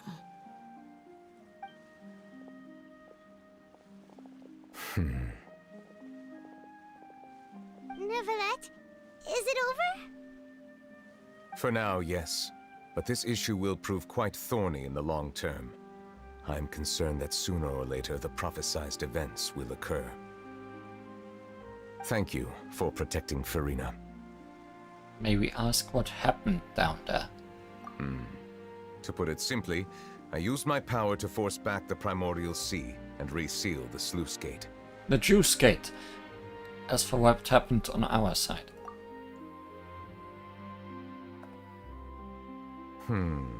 So as expected, the Knave has turned up the pressure on Farina. She's trying to feel her out, though I'm still unsure as to her motives. Can I ask you some questions? Permission granted. You have enough power to force back the Primordial Sea. Does that mean you have some deeper connection with the Hydro Archon? Whoa. It can't be that you're the real Hydro Archon, right? But that's just a speculation on our part, though. You can't tell us? Then that's okay. We can talk about something else. We won't try to force you. You guys in Fontaine are super strange. If by the phrase, you guys, you are referring to Farina and I, then although I'm not sure just what you are trying to imply, I must clarify that I do not share her positions on a multitude of topics.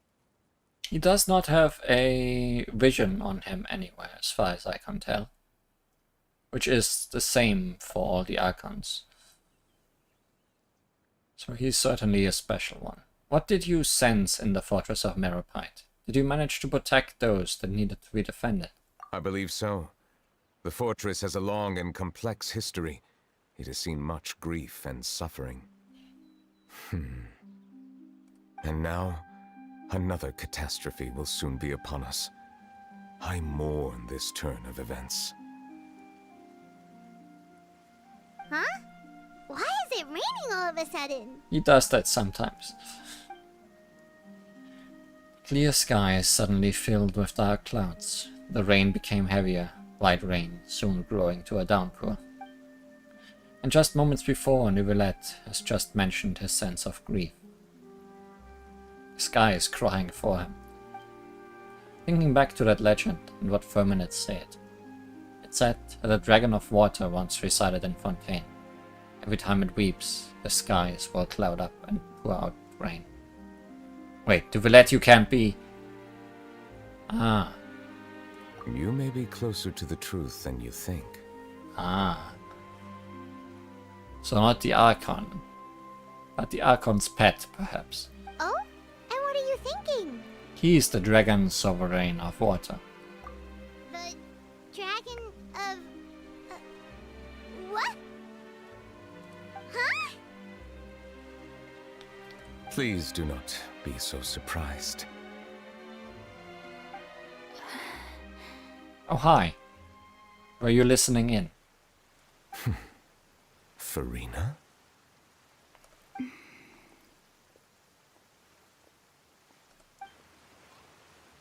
Neuvillette, are you listening? Ah, my apologies. I wonder what your connection is. I'm slowly getting interested in Farina. We were just guessing randomly. We didn't guess right, did we? You're not actually the dragon sovereign of water, right? Well, if you don't want to confirm or deny... You guessed correctly. I sincerely hope you'll be able to keep this a secret for me. Right, of course. We'll definitely help you keep it a secret. There's still something Paimon wants to ask you, though. Please, go ahead. Well, if you are the dragon sovereign of water, and you were able to force back the primordial sea from the fortress, then since Fontaine's prophecy is all about seawater, couldn't you just use your power to solve the crisis? You can only rain so much. None of the currently living dragon sovereigns in the world, myself included, possess our full dragonhood. That thing in the desert seemed very much a full dragon. As does Dvalin, but okay. They say that when the first usurper arrived on Tivat, they seized a part of the dragon's power.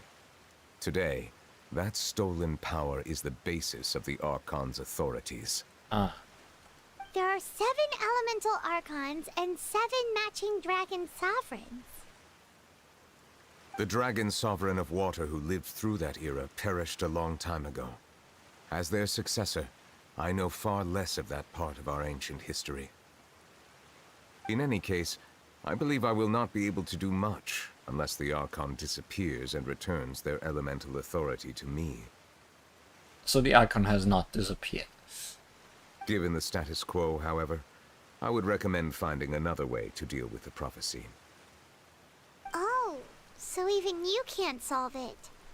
Unless we kill Farina. I still have some urgent matters to attend to at my office.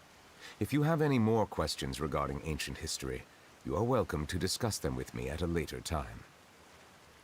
Please go right ahead. There's a place that Paimon wants to go too. Traveler, why don't we pay another visit to the Fortress of Meropide? Paimon is a little worried. Sure. See you later, Neuvillette. We'll see you another time. Take care.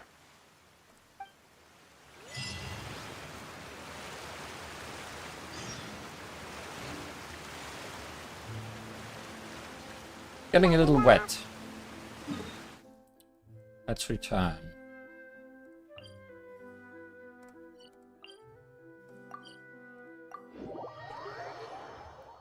I wanted to do an event today. I'm not sure if we'll get to it.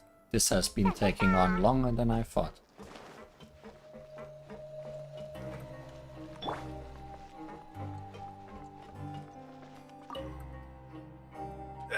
You guys are back?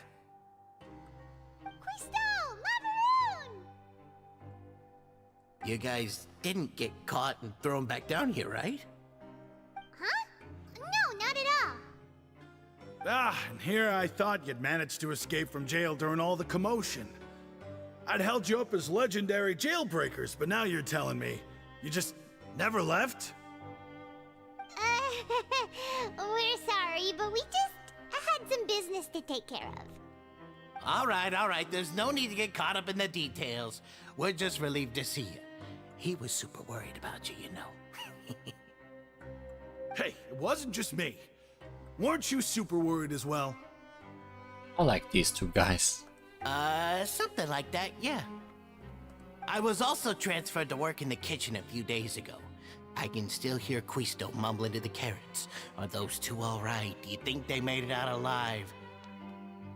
Whenever he'd say that, I'd tell him I'm sure they're fine. Wherever they are, they're kicking back with drinks in hand, enjoying the lovely scenery. Hey, there's nothing wrong with worrying about your prison pals, is there? I mean, considering how they always love listening to all my gossip. These two, they sure are a lot warmer and friendlier than when Paimon first met them. I'm sure the welfare meals must have just skyrocketed in quality recently. Oh, well, if you say so. I'll be watching you to make sure you finish every last bite.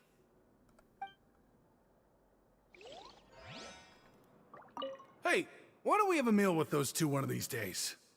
You want to cook for them yourself? Why not? Good chance to show them what I can do. Could also let me cook. I'm also a good cook. Let's go in there last.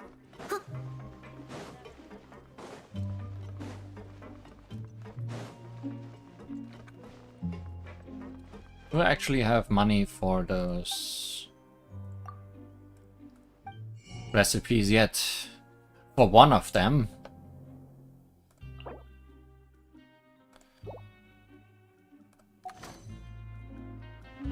We're just going slowly acquiring actual money.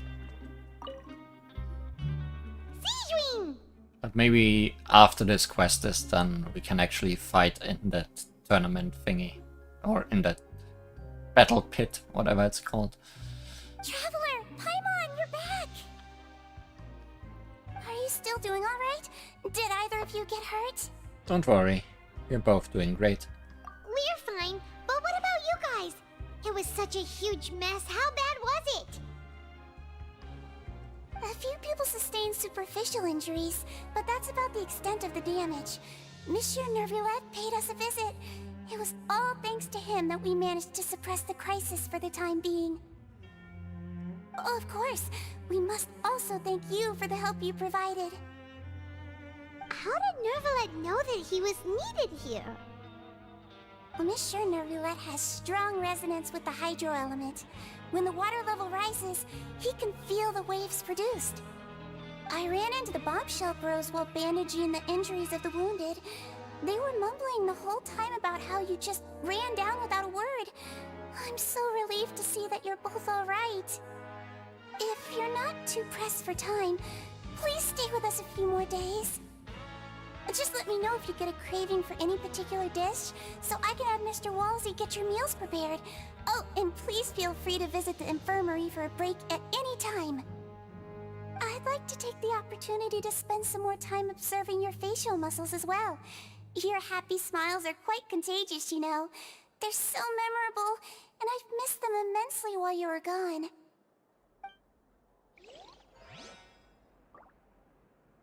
If you can find the time, please stay at the fortress for just a while longer.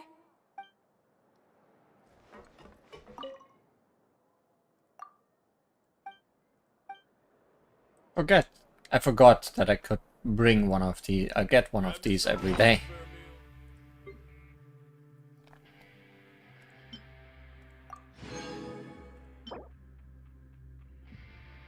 Well, it looks much better than what we got last time.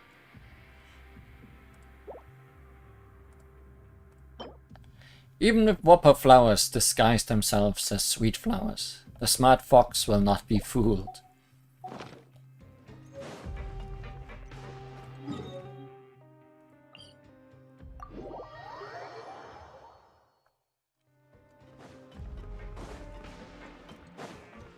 Someone needs assistance.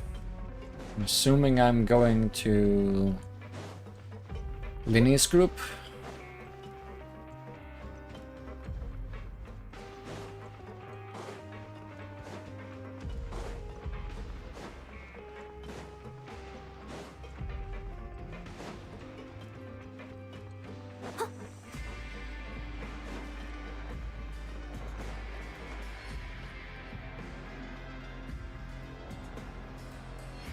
Now guess, what suit will this next card be? A bare-teeth cat? Well, well, look who it is.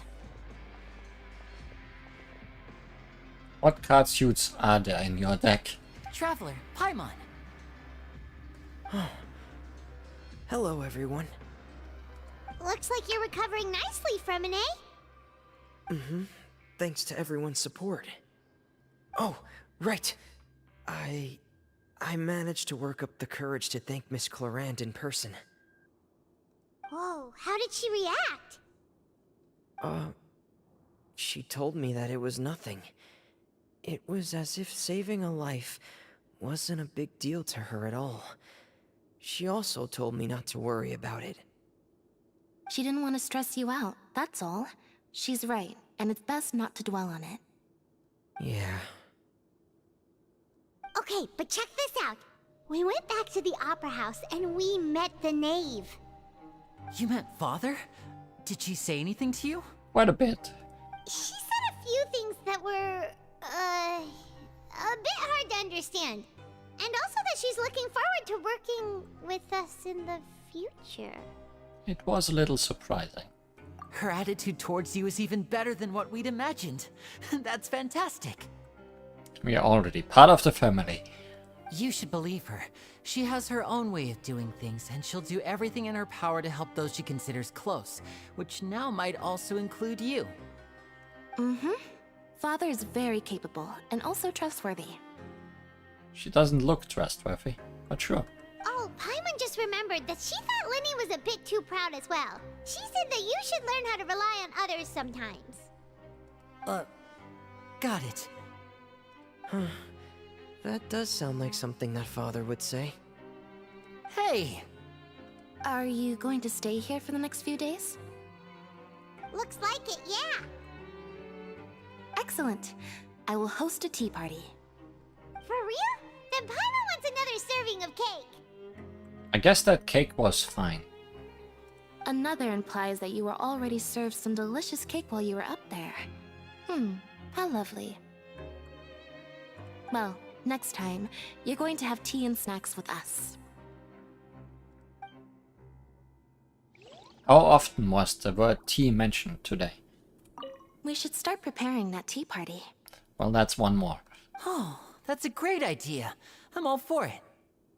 I'll help you set it up. Let's go to the next tea lover.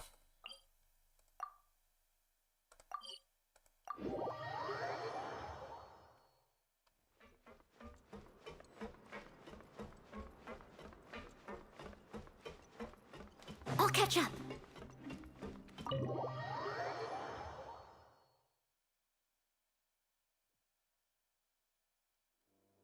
Oh, he's down there.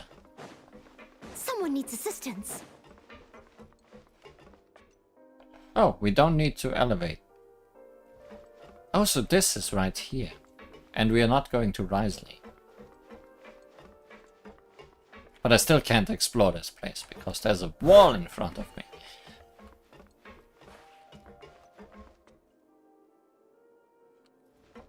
Didn't think I'd actually be able to get to this place.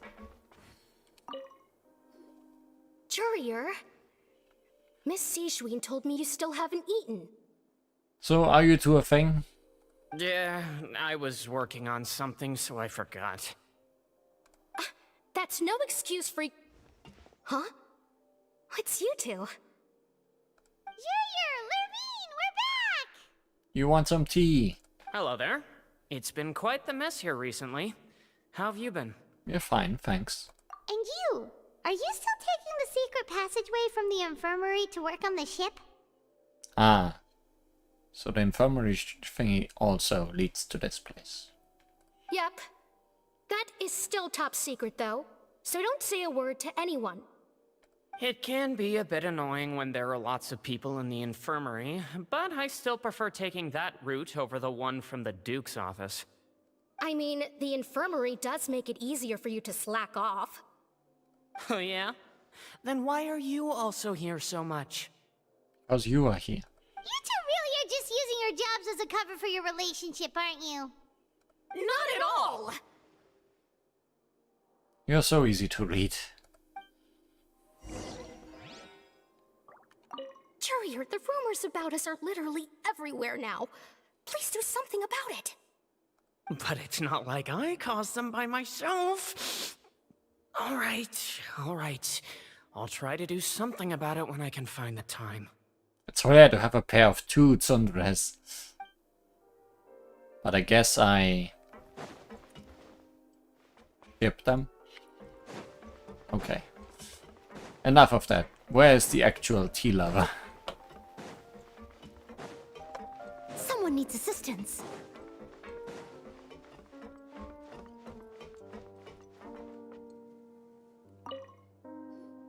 Do my eyes deceive me, or did I just see two inmates come back after making it to the surface? Some strange winds blowing of late. We wanted to see how the fortress is doing. Is everything still alright? We're fine, for the most part. Neuvillette came down and took care of the worst of it. If that's the case, why don't you just ask him to stay here? Oh, yeah, what a brilliant plan. Let's go convince the Eudex himself to exchange the courts of Fontaine for a puddle of water in the middle of nowhere. I don't think that's going to work. He came here in a hurry and left without even stopping for a cup of tea. He did remember to take Miss Sigewinne's gift with him, though. He sure sounds super busy. Miss Cloran has left as well. She also took her gift from Miss Sigewinne. Everyone's getting gifts from Miss Sigewinne. Were the gifts milkshakes? Oh no. Neuvillette got the milkshake. Clorand received lipstick instead. Huh. Those aren't even remotely alike. Well, it's Neuvillette's own fault for making Sigewinne worried about his health by working so much. But besides that, our head nurse is still pretty fond of picking out beauty products for the ladies. Oh, and I have some gifts here for you as well. Are these from Sigewinne too? Nope, they're from yours truly. Is it tea? You've already wrapped up your work at the fortress, so you can return to the surface at any time. You haven't yet served your full prison term, however, so you may continue to use your cell until your term is up. Oh, thanks. For real? Then we could stay here for a really long time? Is food still covered? You may access the cafeteria for free. Hey, we finally have a home that isn't in a pot. Hooray! Just remember to come complete your paperwork once it's time for your release.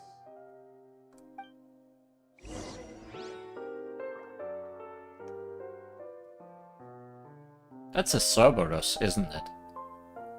Is that what you are supposed to be? Interesting.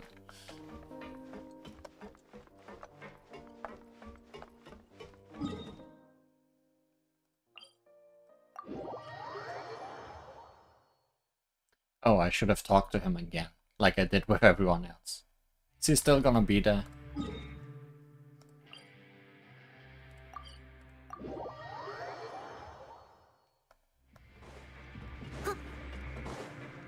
I'll catch up. Or will I actually have missed some dialogue? I say as if I didn't miss like a millions of dialogue in Sumeru by not checking every important person with Nahida's ability. Your file can't be closed until we've completed your paperwork, so don't forget to come find me again when you're done serving your sentence. Wow, I'm glad I talked to you again.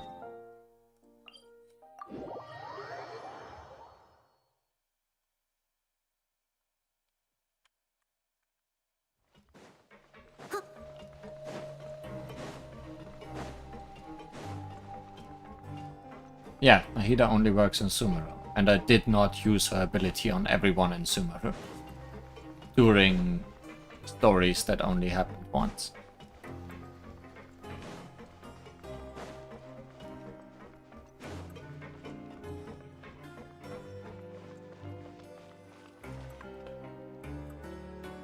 We're back in our cell again. We're no longer prisoners though, so it really doesn't feel the same. Feels like a huge weight is off our shoulders. and like we regain our freedom. Sure feels that way. But the truth is, we never did anything bad to begin with, so I'm not sure why we put so much pressure on ourselves. Paimon, is there something you'd like to say? Huh? How did you know? Because you usually just immediately fall asleep. Hey, that's not true! Alright. Okay, Paimon just wanted to say that we really are an amazing duo after all. Teamwork! It's like, we've now gone to so many places together and become friends with so many people. We've never stopped traveling or stopped meeting new friends. There are so many bad things in the world, and we're just two people, but we've still been solving problems no matter where we go. Isn't that pretty cool? We are the best adventurers ever. You're counting Paimon today? Aren't you the only adventurer here? Being a guide counts too. And emergency food. Then let's ask Catherine to give Paimon an adventurer handbook as well. Paimon will also be an adventurer from today forward. Just the thoughts making Paimon giddy. Paimon's gonna crash, so you sleep soon too. The last time we fell asleep here, we woke up to a whole mess outside our cell. The primordial seawater nearly rose up. That was so scary. We should be safe now, right? You'll be fine, so don't worry, Paimon. Alright then, good night to you, Traveler. Good night, Paimon. I'm gonna have a dream.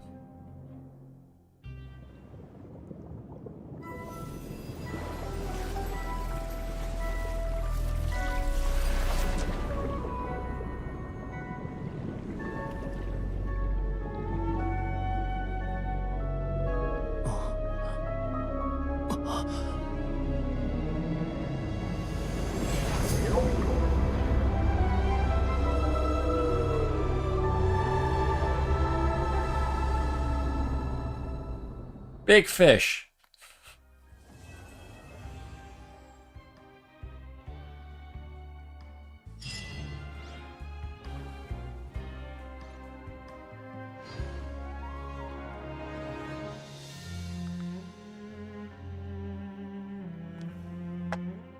Or a whale, I guess, which does not count as a fish.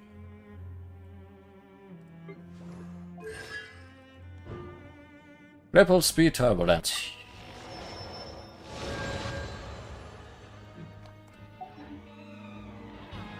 But that Whenever you need me, I'll be there.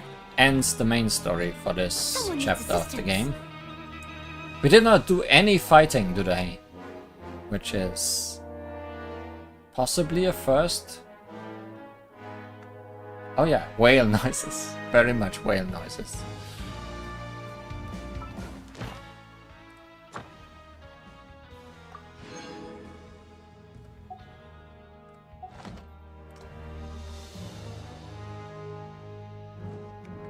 As I said before, I had been planning to do an event that's currently going on today, which is Dodogo's Bombtastic Adventure. But even though it is only here for another 3 days, we won't be doing that today. Maybe I'll make a video on it instead. Think that's probably fine. There's also another event that's the main event for this version of the game, which will probably be the next Genshin stream.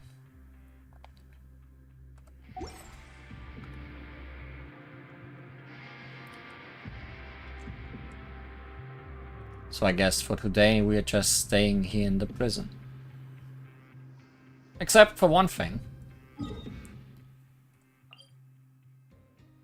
In the open world, I found another boss that I didn't notice on the map last time. Maybe it only showed up after we unlocked this waypoint at the very end. I did already fight it, though I only fought it for like 2 seconds because it immediately died with my good team. So let's give it an actual honest try to end off today.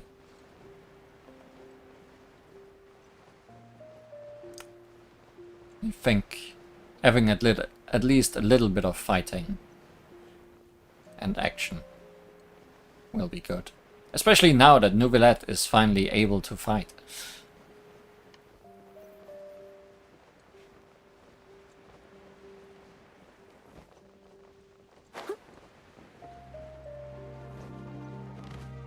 That down there.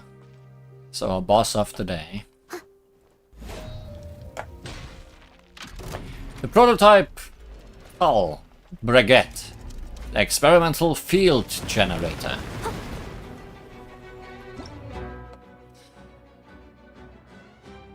A large and out-of-control Fontaine Research Institute of Kinetic Energy engineering device. During combat, it will channel oozier energy to unleash a gravity-reducing field.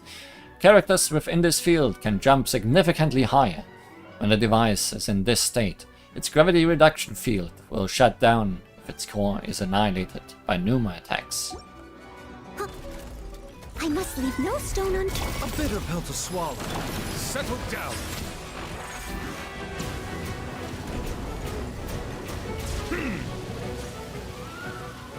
Blazing delight! Woo! Woo! Hi-ya! Da-da-da! That really... Leave it all to me. Bow your head.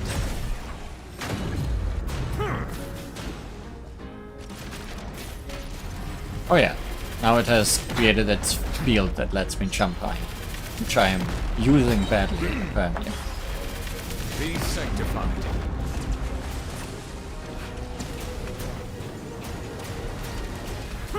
Settle down.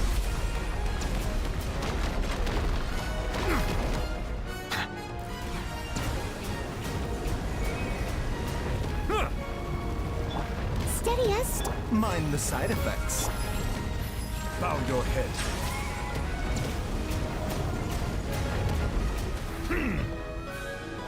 Seems like an emergency. As a good knight should.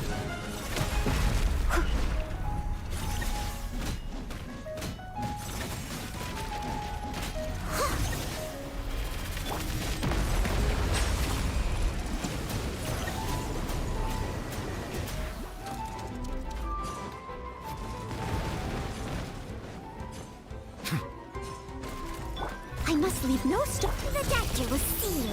Silence.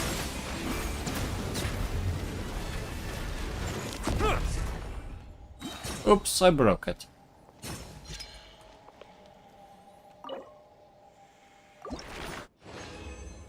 And it drops Tourbillon device, the core component of the experimental field generator. Precision machine mechanical component that counteracts the effects of gravity via high-speed rotation. The revolution speed is so fast that it's almost impossible to capture with the naked eye. Throughout its long history, the Fontaine Research Institute of Kinetic Energy Engineering has always warred against the flood that once washed countless lives away, and may yet cover the earth and sky one day far in the future, searching for a means to survive. Archon, with its immense energetic potential and power to shatter the shackles of the earth, was once considered the key to the gate of salvation.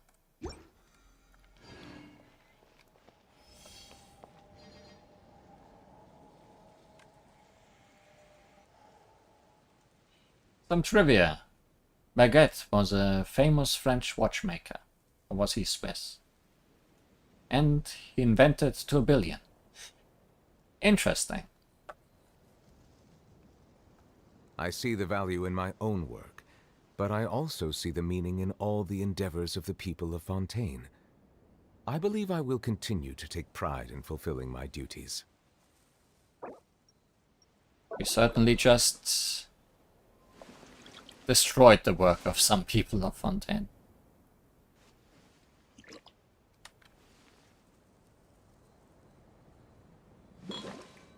Don't just drop it. But that is all for today. Thanks for watching, and see you again next time for most certainly silly things. And after that, we also still have Neuvillets. Melusines are beautiful creatures. They are the pride of Fontaine. Be sure to befriend them and cause them no harm. We also still have Neuvillets story quest to do. So see you then. Goodbye. And have a nice cup of tea.